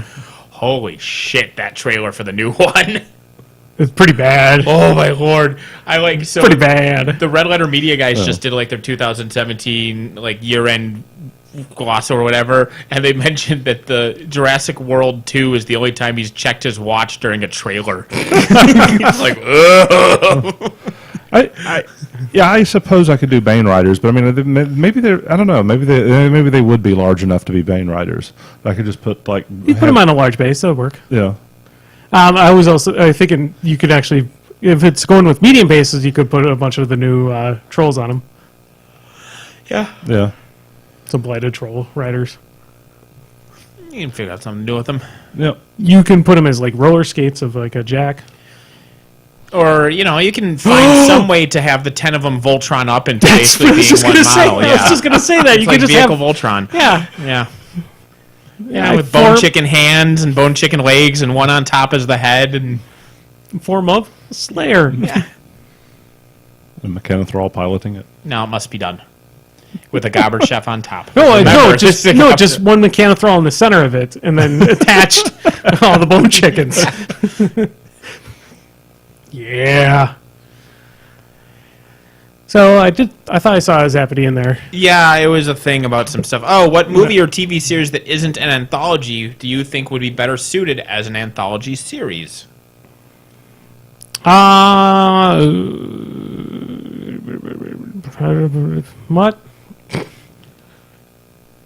What? What? What would be better suited as a... So first, we will define an anthology series, which is a series that does not have a continuous plot, but rather each episode is kind of its own standalone story that may or may not be part of a greater universe. Famous examples would be The Twilight Zone, Black Mirror currently, Alfred Hitchcock Presents. Kind of. How about American Horror Story? Is that considered in? Because each season is not an anthology series, but yes, if you step back a layer, right? Yeah. Like as an entire entity, it's an anthology mythos, but each season rather than each episode is its own self-contained thing. So kind of. Okay. My answer, and they now said that they might be doing it, and I said this from the nanosecond I saw the first movie, which is I goddamn want a series that's nothing but stories from the Continental in John Wick. I want to just follow random people in that hotel on random jobs. There's so many like characters from movies that I wish I would know more about. The character from Wanted, or the kid's dad, I think it was. He was the big badass assassin at the very beginning of Wanted. Right. I would love a movie just about him, which is basically John Wick anyway. Sure. Well, and so that's the weird thing about this question is that like it's not. Once you have a central character or a plot line, it's no longer an anthology series, right? Kind of follows. So this only works if you pick you have to pick kind of like a universe. It's a Mad Max. Sure, right? That's kind of, in a sense, each one is. I mean, the only thing that's really tied them together is this. And just arguably, Max is there. Arguably, Max isn't even there. Yeah, right. I mean, it doesn't even need him generally for all the movies to. Well, maybe Beyond the Thunderdome he needs to. My point is that I support the fan theory that those are 4 different guys. I like the idea that that's actually the Cave Kid. Sure. From the newest one. Yeah, it's a neat theory. I think that a closing narration might screw with that a bit, but either way, it could be true. I just like the idea that. The story about there's just some random dude that wanders through, and it's just tradition to call that person Max. And like these legends are from 1,000 years later, and they've just all amalgamated into being the same. Sure. Oh yeah, Mad Max did that, right? When in reality, historically, 100 different people had 100 different adventures, and they've all become the same guy in mythos. Because that explains away all continuity problems and all timeline problems. Yeah. And you just say these are 4 different guys and that the mythos is lying. 1 and 2 work together. 1, 2, and 3 actually work together fairly well. 3 is kind of, 1, 2, and 3 all kind of fit together. Because it's really, 1 is really kind of before everything really starts. Shit is starting to hit the fan. And then 2 is shit has hit the fan for a while. And Max has been there, and then 3 is like, what the fuck, shit Yeah, but how do you have the same actor playing somebody in 2 and 3 and not know Max? Well, I mean, that's, that's an issue. Like the gyrocopter guy, and like he's a pilot in both movies, but it's a different character. Yeah, well, George Miller likes to use the same guy. It's kind of like all the 40-year-old virgin guys. I cannot think of the Judd directors. Apatow. Judd Apatow. He uses all the same people. Here's actually my answer for the anthology series. I want an anthology series on Stephen King books. Sure. I mean, they already are splintered and tangentially related. Yeah. Correct. So you can even splinter further. I want those Stephen King's books done, because so they'll be just done in a season, and then we don't have to worry about them fucking them up by continuing them on. Sure. Like Under the Dome was actually You almost said Beyond Thunderdome. I almost said Beyond Thunderdome. But Under the Dome was actually a pretty decent first season for it until like 3/4 through it, and they're like, well, this is doing really well. We need to do something to make this continue further because we're making money. And I'm like, if they would have stopped it when they were supposed to stop it, it would be great. And that's honestly like most Stephen King stuff. If you stop it when you're supposed to stop it, it's good. If you just do it in like his actual vision for it, like The Stand, the miniseries that they did was really good. Yep. And they just Yeah, no, Do you're Stephen right. King And just stuff. commit to one season each, and give us Rage. Give us the horrible shootout in the school with the. I don't know if that would go over very well, but he won't even allow that book to be re-released again. He's really? black. Yeah, he will not sign off on any more printing to that book. Probably could. It's not like it's Columbine on paper. It's Correct. Yeah. It's not that bad. He's overreacting, but whatever. It's his art. He can do whatever he wants with it. But yeah, no, that'd be cool. Like commit to one season per book, and then you can even have actors appear in multiple different ones, either playing different characters, or even then you get the thing where you have Randall Flagg and the Man in Black, Walter, and they may or may not be the same character because of how his mythos works. So you can have the same actor, and yeah, because stop fucking with this shit. You've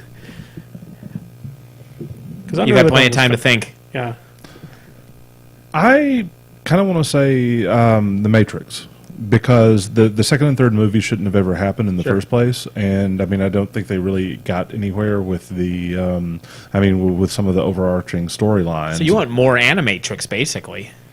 I suppose, because that's what that was, and that's the best. Like that's my favorite thing in the Matrix is the Animatrix. Yeah, and just pull out. Just have stories about some other people in the Resistance are realizing that they're in the Matrix without going through the kind of crappy overarching storyline that you could have other random people waking up, without being the one. Like, what's that like? To wake up, but not have somebody outside to yank you out, but to still be aware. Sure, and you can have people in the real world. You can follow their stories too. Yeah, they're like people that were born out, like basically telling the story of Zion in a sense. Yeah, that would be cool. I mean, in the life of an agent. It's kind of like Dredd, but it's as an agent. as an agent. No, I agree with that. I heard that WB is possibly rebooting the Matrix. That was one good movie, and then the Animatrix, and then 2 piles of garbage. Never watched the Animatrix at all, but it's good. It's worth watching. It's fun stories. It's it's one of those things that basically made a really good film. They're like, wow, we need to do something else with this, so we'll shoehorn this plot into this. And then the third movie had the worst design for mecha that I have ever seen in my life. Yeah, pretty bad. I will say, though, probably some of my favorite scenes in movies did occur in The Matrix 2 and 3. The whole, I know you're talking about the mech sequence, but I actually really like the mechs. They did remind me of the front loader bots from Aliens. Yeah, but so, I mean, they're not very protective. Yes, I know this. No. I mean, that's the big thing. The other thing is that the way they're set up is that everybody in combat with them is like this, raising their their arms over their head, which you can't do for very long. Well, maybe you can if you're assisted. Well, no, I like the visuals in that sequence itself with all the squid things pouring in. The fight sequence for there is the visual. I mean, I thought the visuals in the second movie were fine. The second movie really wanted to be a series of music videos, and it was okay. As if you look at it, it's like, oh yes, this is a series of vaguely interconnected music videos. Other than that, it was a terrible movie. And then the third one somehow managed to be worse. I mean, like, basically most of the fights that did not include Neo in the second one were the best fights. I mean, that's the issue, is they didn't know how to handle Neo. Like, they made a god, and then they didn't know what to do. They had a Superman problem, you know? Yeah. And that's why I've always said, like, the way to fix the Burly Brawl. Like, there's ways around these, and you just have to be a smart enough writer to solve your problem. You need to look at the problem. You know, if I must have talked about the Burly Brawl on here. It's probably 100 episodes ago. Talk about it. Because there's another example, and you look at your problem. So this is Nathan's film theory section of the podcast. Dave's going to black out there. Or were you just stretching? No, he's... I thought you were falling asleep. You were doing the head down thing. So here's the film. Here's it doesn't have to be film. This can be true for if you're writing a comic book, if you're writing a book, if you're writing anything. Find your problem. Problem in Matrix 2 is that Neo is an invincible god. Correct. Okay? He is Superman. So you want conflict. Okay? So let's look at the Burly Brawl. The Burly Brawl, for people who don't recall, is the scene where Neo and Agent Smith fight, and there's a million Agent Smiths because he keeps just making more of them, and it's just Neo fighting 1,000 bad CGI things. So in the film, they just fight for a while, and then they both go, scene's over, and then leave for no reason. Okay? Correct. So that's terrible. So what you need to do is so Neo can't beat Smith because there's infinite Smiths, and Smith can't beat Neo because Neo's an unbeatable god. So you need to find a way to end your scene. Well, look deeper into your characters. There aren't infinite Smiths. Well, there are infinite Smiths, but why are there infinite Smiths? And the reason is because Smith can take over any human being, right? Correct. We've seen that in Matrix 1. Well, we've also seen when the agents die, they revert back to their human host form. So what you do is you have Neo fighting Agent Smith, killing him, because he can kill each of these individual things, and then 3 minutes in the fight, he looks around, and he's surrounded by the corpses of schoolgirls and old men and just random innocent people, and you have Neo realize that he is committing mass genocide as he continues this fight, and then that is a huge, dramatic problem. So that's your impetus for why the fight ends. He retreats, and then you take that and you turn it into your plot. Now you have an issue with your God character. Now he has to come to terms with, how do I beat this villain when every time I kill him, I'm just killing a random innocent civilian? Yeah. And you build your story around that. And now your problem became a gem of a story that you can fucking run to the races with. Yeah, kind of like Dr. Manhattan. Sure. Yeah, exactly. Yeah, because that was one of the things I always thought was the most brilliant about the Watchmen, was that they created their Superman and actually had a reasonable story around Superman. Absolutely. Around their Superman. Because they looked at what the implications are of Dr. Manhattan and used it instead of glossing it over. Yeah. That was actually one of the Image comics, Supreme.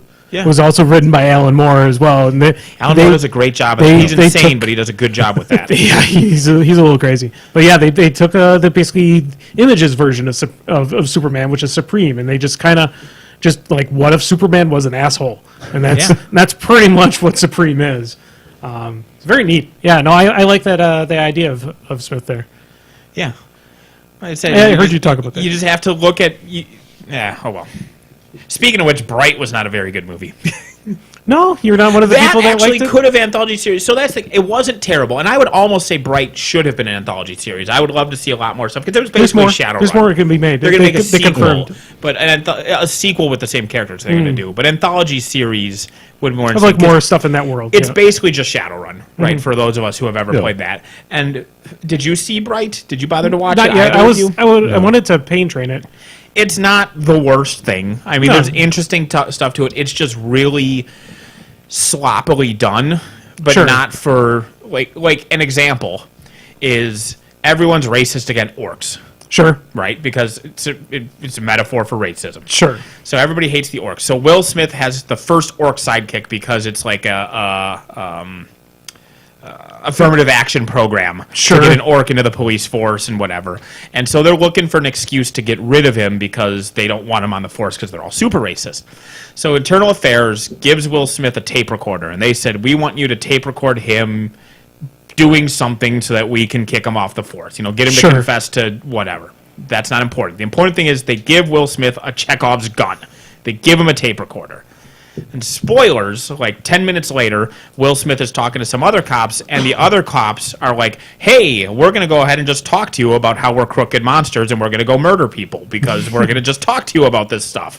And Ralene's like, oh, look at this. He's got the tape recorded now. He can reveal these corrupt cops, blah, blah. Tape recorder literally never comes up for the rest of the film. Literally never mentioned. Well, it just disappears after the Internal Affairs people give it to him and tell him to use it. Well, as you do with normal. That's the you know, with Chekhov's gun, you load it and then it's never seen in your film again. Correct. Yeah. Or even worse, it's loaded and then targets go across a target range in front of the guy holding that had Chekhov's gun, and you just never see the gun again. Because it was set up to have him record those people. Yeah. And they didn't even not have him do that. They just literally never have the tape recorder. Wonder if there was like a change in the writing process that they ended up filming the scene. They're like, no, this is not going to work. Like some scene down the line just didn't work very well, so they just cut it. No, instead he just murders all the cops 30 seconds later. Oh, all right. Yeah, I guess. Okay. Well, then it makes sense. So I don't want to just record something. Yeah.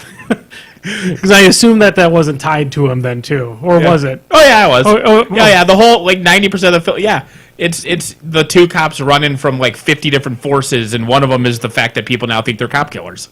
Oh, and if he was tape recording it, it sure would have. Sure would have saved their. Yeah. Archangel says the corrupt cops were all white. He's 75% correct. There was 3 white men and Margaret Cho.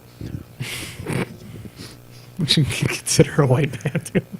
No, I'm being horrible. This is bad. Yeah. But yeah, and just, of course, they do the thing like the supervillain can kill 1,000 people at a time, but then the normal hero can just go toe-to-toe with them because, you know, you're the protagonist. That makes you as strong as 1,000 other people. Oh, so this... Yeah, this was like the biggest plot armor in The Last Jedi was Poe's career. Yeah, exactly. It's not the worst film I've seen, and the story idea was fine, and there was some interesting world building done in there, but it was just executed really sloppily. So just maybe the sequel will have filmmaking 101 garbage choices. Because I mean, overall, the film actually did fairly well. Like if it was in theaters, it probably would not have had people watching it, as many people that actually watch it for free. But it did well enough for them to say that we're greenlighting for a sequel. What is well? I mean, that's the thing is like, how does Netflix measure that? How many people paid an extra month, either a new subscription or renewed their subscription to Netflix because of Bright? Like that's the only way you can measure. Well, they can measure how many people watch it. Yeah, but they don't get a penny for that, right? Like that's what's so weird about the Netflix original shit is that, like Stranger Things, you can see it's a big deal, and all the T-shirts that get sold and stuff, that's something. But I mean, I understand that they can rate how many people watch it, but none of those views translates to a nickel. Yeah. Well, I mean, as far as I can tell, it's not that they make money on it directly, but by making multiple films, it enhances their brand. It makes more people aware of Netflix. Right. Whether they're going to do it to see whether people are going to see Netflix or are going to subscribe to Netflix to see Bright. If Netflix is a studio and has the prestige of a studio, and people think of Netflix as a movie production house, that is, I think, the ultimate goal. And I mean, I think they're looking at this 5 or 10 years in the future. I get that. And that's the whole, like, that's why they're doing so much. They're doing a lot of original programming now. You know, I don't feel at home in this world anymore, and things like BoJack Horseman and renewing MST3K. Like, I get that. They're doing all that stuff, and I understand that's the plan, and I understand that's the impact eventually. But how do you track how much of that Bright did? Because when you're justifying a sequel to Bright, you need to know how much Bright, and specifically Bright, is worth to you. Yeah, I mean, I think to a certain point, we're hitting the underpants gnome problem. Sure. The problem at some point here is that they've got this plan that they're going to build prestige. They're going to be thought of as a motion picture studio, and then at some point they have to figure out how to actually turn a profit on this. Well, and it's sticky. Like the chat's pointing out that Bright in its first 4 days had the same number of views as a blockbuster weekend, like the number of ticket sales, but those views are free. Yeah. Right. Like it's easy for a blockbuster weekend to have a blockbuster week. If Star Wars Episode 9 was free. Was there any kind of advertising that was in Bright at all? Like any kind of like commercial? Oh, that's actually a really but again, that's money. That's not necessarily greenlighting a sequel, but that is a way to get money. But I'm sure there was product placement. Like there's like a Pepsi that was in there that Pepsi was paying. Like, hey, we'll pay you X amount for every view that you have of Bright. It might be something like that. Right. But that's standard film product placement then. True. It's just I'm sure that they have their own algorithms, but it's easy to look at how many tickets Star Wars sells and say that's how successful it was. But looking at the views that Bright has is different because we can watch it. I could go home and set it on loop on my TV and give it 10 views that didn't earn them a penny. Yeah. I wonder... I mean, they might have saved money from distribution as well because they didn't have to pay any distributors to actually send it out to theaters. I mean, realistically, since they have to have the network capacity to stream it, the more people watch it, the more it costs them. Right? Yeah. I mean, this is. I mean, beyond the fact that there is some non-zero number of people that bought Netflix subscriptions who watch Bright. Although I can't imagine that would be that high. And compared to didn't this cost them like $100 million or something like that? Like this cost. I don't think it was that. I think it was tens of millions. Yeah, it was. So, if this cost them $40 million to make, I don't think they got. $40 million. I don't think they got 2 million months worth of subscriptions out of this. Yeah. That's the difference. And I understand 90 million is what Google says. And if it's $20 a month for Netflix, they would have to have, 4.5 million months. Yeah. 4.5 million months of subscriptions to break even financially. Yeah. There's no way that there's 4.5 million months of subscriptions off of Bright. Can I get Bright on DVD or on Blu-ray? No. I mean, because they still technically have the disc service. I'm wondering if I could actually get it. If I can order it.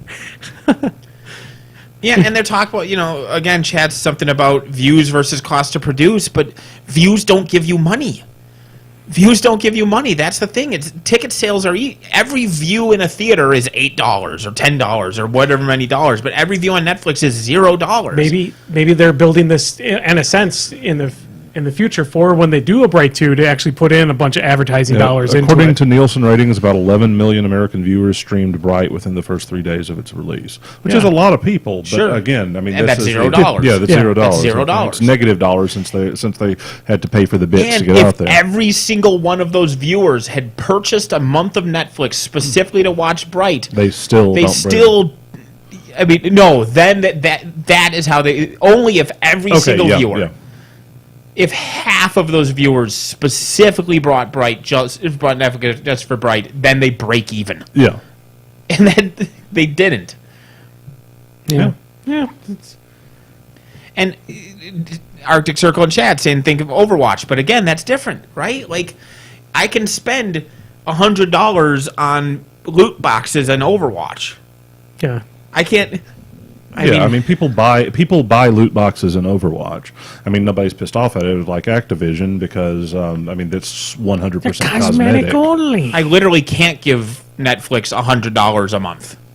Yeah, if I wanted to, I could give them $100 a month. Netflix loot crates. Yeah, it'd be amazing. You just I'm gonna. Oh, good! I got a movie I can watch. Andy, don't give them any ideas. Part of a movie. Don't give them any ideas.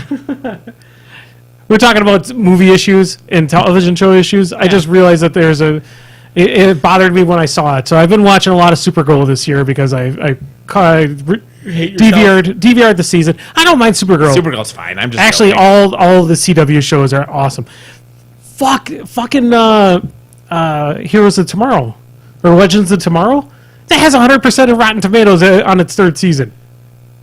Just the third season is 100%? Just or 100%. The series is 100%? The third season is 100%. Okay. The previous seasons, actually, not 100%. Season 1, not very good. Season 2, really good. Season 3 is at 100%. Because I was looking at the ratings for like the past year. But anyway, so there's a sequence in one of the new episodes where Supergirl runs into a gal that she's called Sai, and she uses psychic powers to make people relive their fears. And they made her feel claustrophobic because after she was sent into a little ship, Krypton exploded, she got thrown off course, and she was basically in a coffin for like 20 years. Good night, Gornis. Right. Sorry. He's going to work. But anyway, so she starts freaking out in the elevator of the where she works at. Supergirl does, and she starts freaking out, and like she has her shirt open. They show inside the elevator like via an elevator cam, so like it maybe is being recorded. So she's starting to pass out, and then she just flies out of the top of the building. Like, who the fuck is going to repair the elevator, and who's not going to look at the footage that was happening in that elevator before somebody just exploded out of it? How is this not... What? Well, Maybe she fixed it herself or Yeah. something? I don't know. That's what we need in the anthology. In an anthology series is the IT departments in these superhero worlds. they didn't have the They- IT, but they had the did. cleanup crew. No, it was like an IT crowd for... it was Power, or Yeah, I thought they were more like a cleanup crew kind of thing. But no, kind of helping people. Yeah, it was a comedy bad show. Yeah, I want to know the story of the guy that has to go in and then delete that footage off of the security camera. Right, yeah. No, what was that? It was not very good. Like, all the other characters were awesome in it, except for the main character, which I could not stand. Well, that always works out well. Yeah, I think it was Powerless. That's what I was assuming it was called, and I started to type it in here. But Yeah, because that was Alan Tudyk, and he was so awesome as the main boss of that show. And then the main character was the worst. She's just horrible. Well, that'll happen sometimes. Because I'm a horrible person, and I don't like female actors, I guess. But she wasn't very good in that show. There's so many other people who could have did a better job than she did. Ron Funches was in the show, and he's hilarious. Oh, the main actress was Vanessa Hudgens. Yeah, Yeah, she's not very good. she's not particularly good. No. She was on the High School Musical. Oh, yeah. That's probably how she got that job. Because she was popular in that.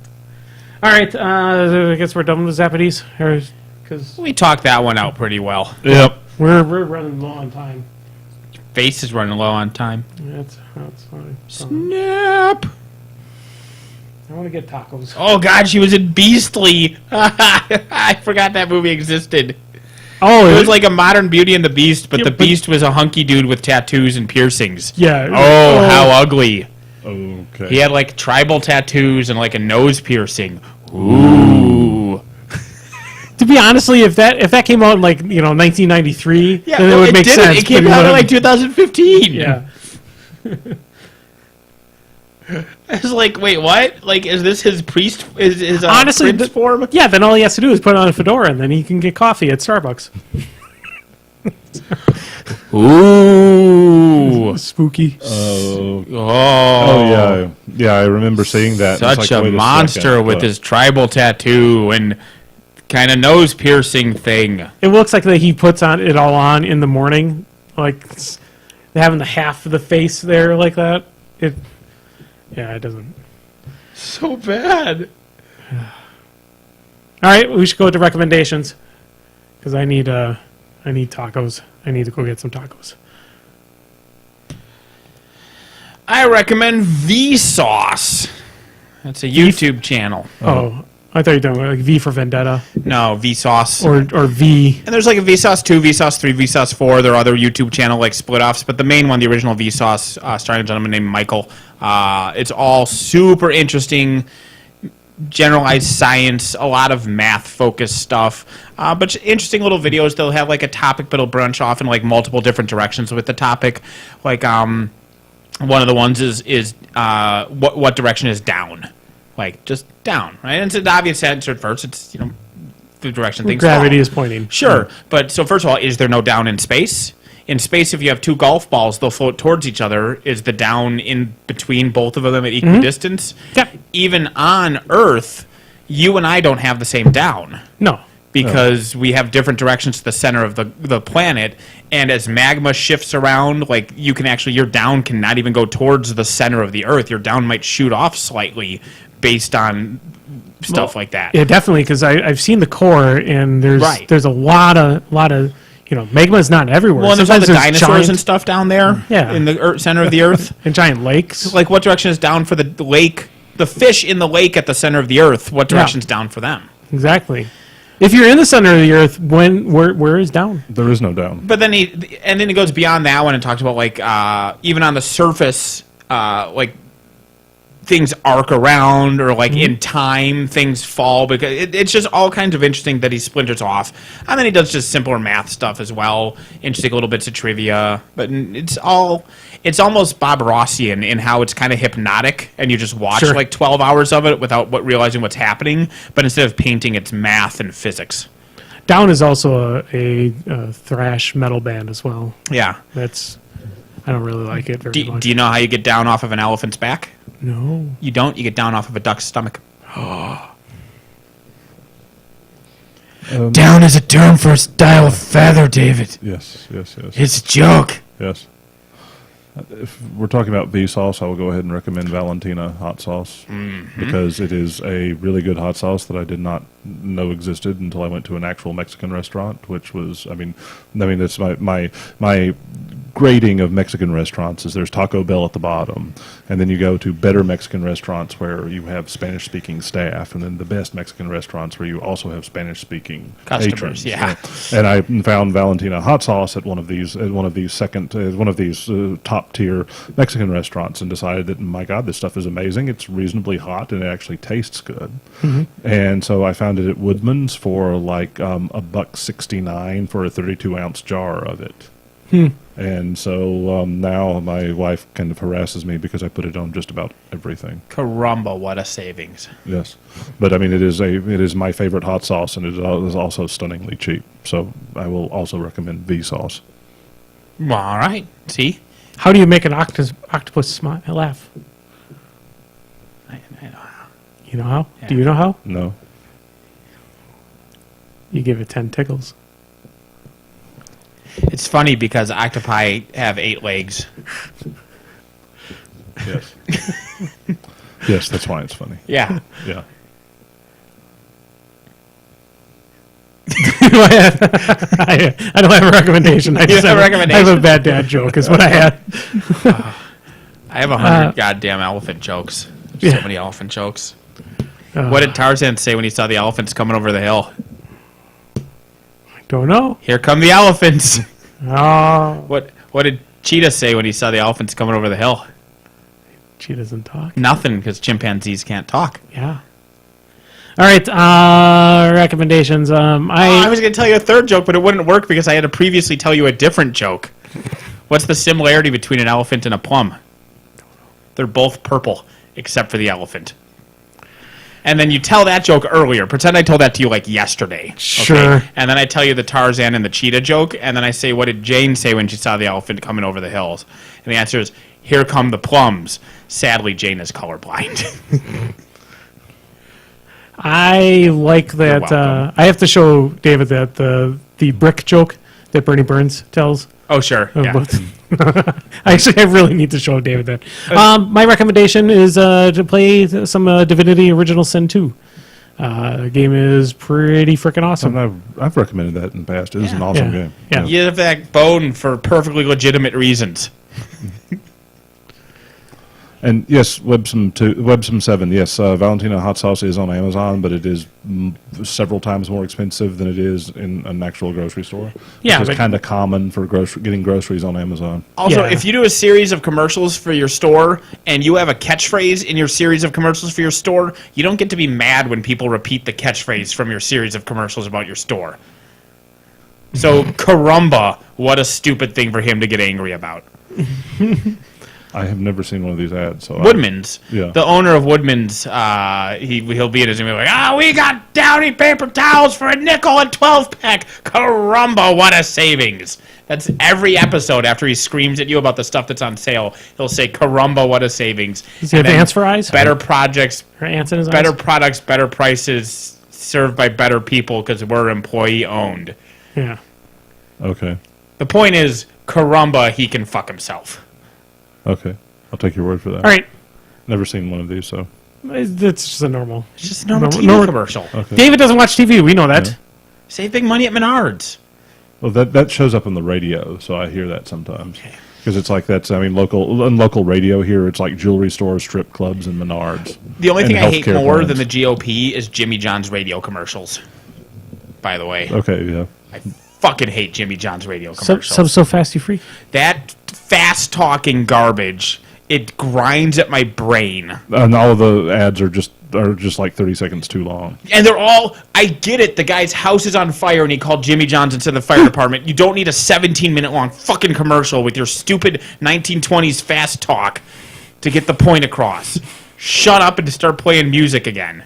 It's been a while since we had a nice Nathan rant. God, I fucking hate Jimmy John's commercials. Nothing makes me change the radio station faster. McDonald's commercials for me, or the Mad City guys. Have you noticed the weird echo with the McDonald's commercial? This is local only. Nobody outside of Wisconsin will get this. So, Larrabee, the guy who does Wayne Larrabee. Larrabee. Oh yeah, when he's got the I hate that touchdown commercial. Why's he got a weird echo? I don't know. It's so annoying. But I'm right? Yeah. Why does he have a weird echo? It sounds like he's just the most disinterested person in the room when he's giving that too. But for the first half of the commercial, he's got an echo, and then once he gets to the word dagger, it becomes non-echoey. So it's like they spliced in one recording with a new recording, but why not just have him record the whole thing? He says dude? dagger? I thought he says or dinner. burger, or whatever he says. Yeah, he says burger, but he's like, yeah, when he's like, burger,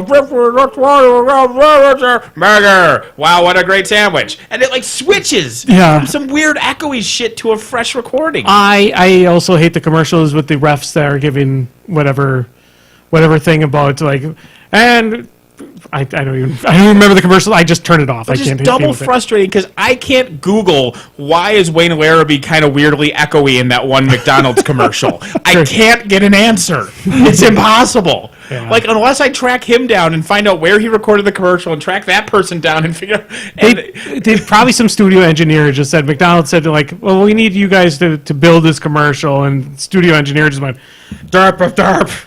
The best I can think is that the 50, 20, 10, and there is your, they took from a actual game broadcast, a broadcast, and that they wanted his mouth to be full for the rest of the commercial, so they recorded him fresh. Sure. But why not just have him record the 50, 40, 30, 20, 10 part fresh? Correct. You have him in the studio. Yeah. Well, Wayne Larrabee's, he's expensive. Caramba, that makes no sense. Yeah. Oh man, yeah. The Mad City sales guys. Every town that I know, I hate has those got commercials, has too. got that type of car dealership in their town. Mad City is probably one of the worst ones. Yes. In fairness, though, I hate them. I despise them. I want them to die. Their commercials drive me insane. But when I need to buy a new car, you know what place popped into my head first? It was Mad City. Mad City Sales. Yeah. Because I remember their fucking commercials. Yeah. So, there's that to be said about it. Yeah, I mean, it's annoying and it's catchy, but they are all. Well, see, I watch daytime TV, so I watch my judge shows, and my judge shows are filled with Mad City sales ads because the old folks I'm entertained by them youngins. They're even worse on the radio. Yes, yeah. They're not as bad as fucking Jimmy John's. Ugh. All right, we're gonna call it now. Thanks, guys, for watching. Thanks, guys, for listening. We'll see you this Come see us weekend at at the the ATC. which 85% chance we'll be live streaming it, I think. I'm hoping Awesome. we can live stream it. I'll probably be grabbing a couple folks to maybe do some commentary over games, or at least we'll only be able to probably stream only one. You know what? That would almost, if we do end up with people having a buy, that would be a nice thing where the people with the buy actually could do that. Correct. Technically, a steamroller can run itself. I mean, it's really just reporting and then having them go and set the train themselves. You just Nobody have to was have driving the one that drove over Judge Doom. So obviously a steamroller can run itself. His eyes are just so weird in that movie. Just, when he's melting that shoe, I mean, like, come on! Oh, that was horrific. Yeah, my first wife, that was her childhood nightmare. Shoe? Yeah, we all had one thing we saw as a kid that gave us nightmares, and that shoe melting was hers. Like for 12 years of her life, she had nightmares about that damn shoe. For anybody that doesn't know what we're talking about, Mine was Sloth. Mine was James Earl Jones's head rolling down some stairs. Yeah, I know that was yours, obviously. But then Goonies, like, Sloth's fine, and I love Sloth, and he's a great guy, he's friends of Chunk. But the first time Chunk sees him, when he's chained up and turns and roars at the door, I had to leave the room whenever we would watch that. When we would watch Goonies when I was a kid, I would leave the room for that, like, 2 minutes. I couldn't watch that scene. It scared me. Mine was The Secret of Nim, basically, the whole thing. The whole fucking thing. Yeah. Well, again, Don Bluth, right? Yeah. You can do anything to children as long as you give them a happy ending. I'm going to describe you a scene, but I don't know what movie it was in. It was a horror film, but it still gives me shivers just when I think about it.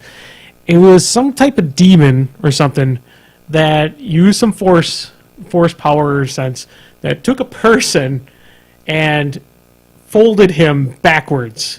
Almost like Farnsworth in Futurama, but not wacky cartoon version. Correct. And which then his intestines, his entrails, spun out towards the demon, and he caught his guts in his hand.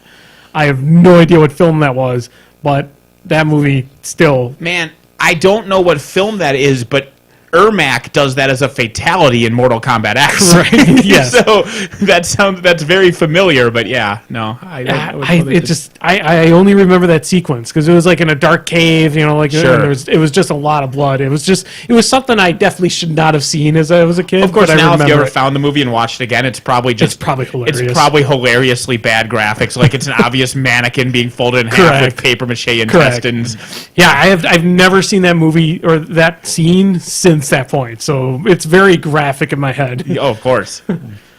But yeah, all right. Call it quits. Thanks, guys, for watching. See you next week. We should have at least... Come see us in Milwaukee. Yeah, see us in Milwaukee. We should have next Sunday is still the ATCs, so we probably won't be recording. We're probably not recording. We'll probably have we probably won't live broadcast. We'll have a podcast to post on Monday. Well, maybe internet. I mean, depending on when the event's over, if we still have internet there, we could still do whatever. Who knows? Yeah.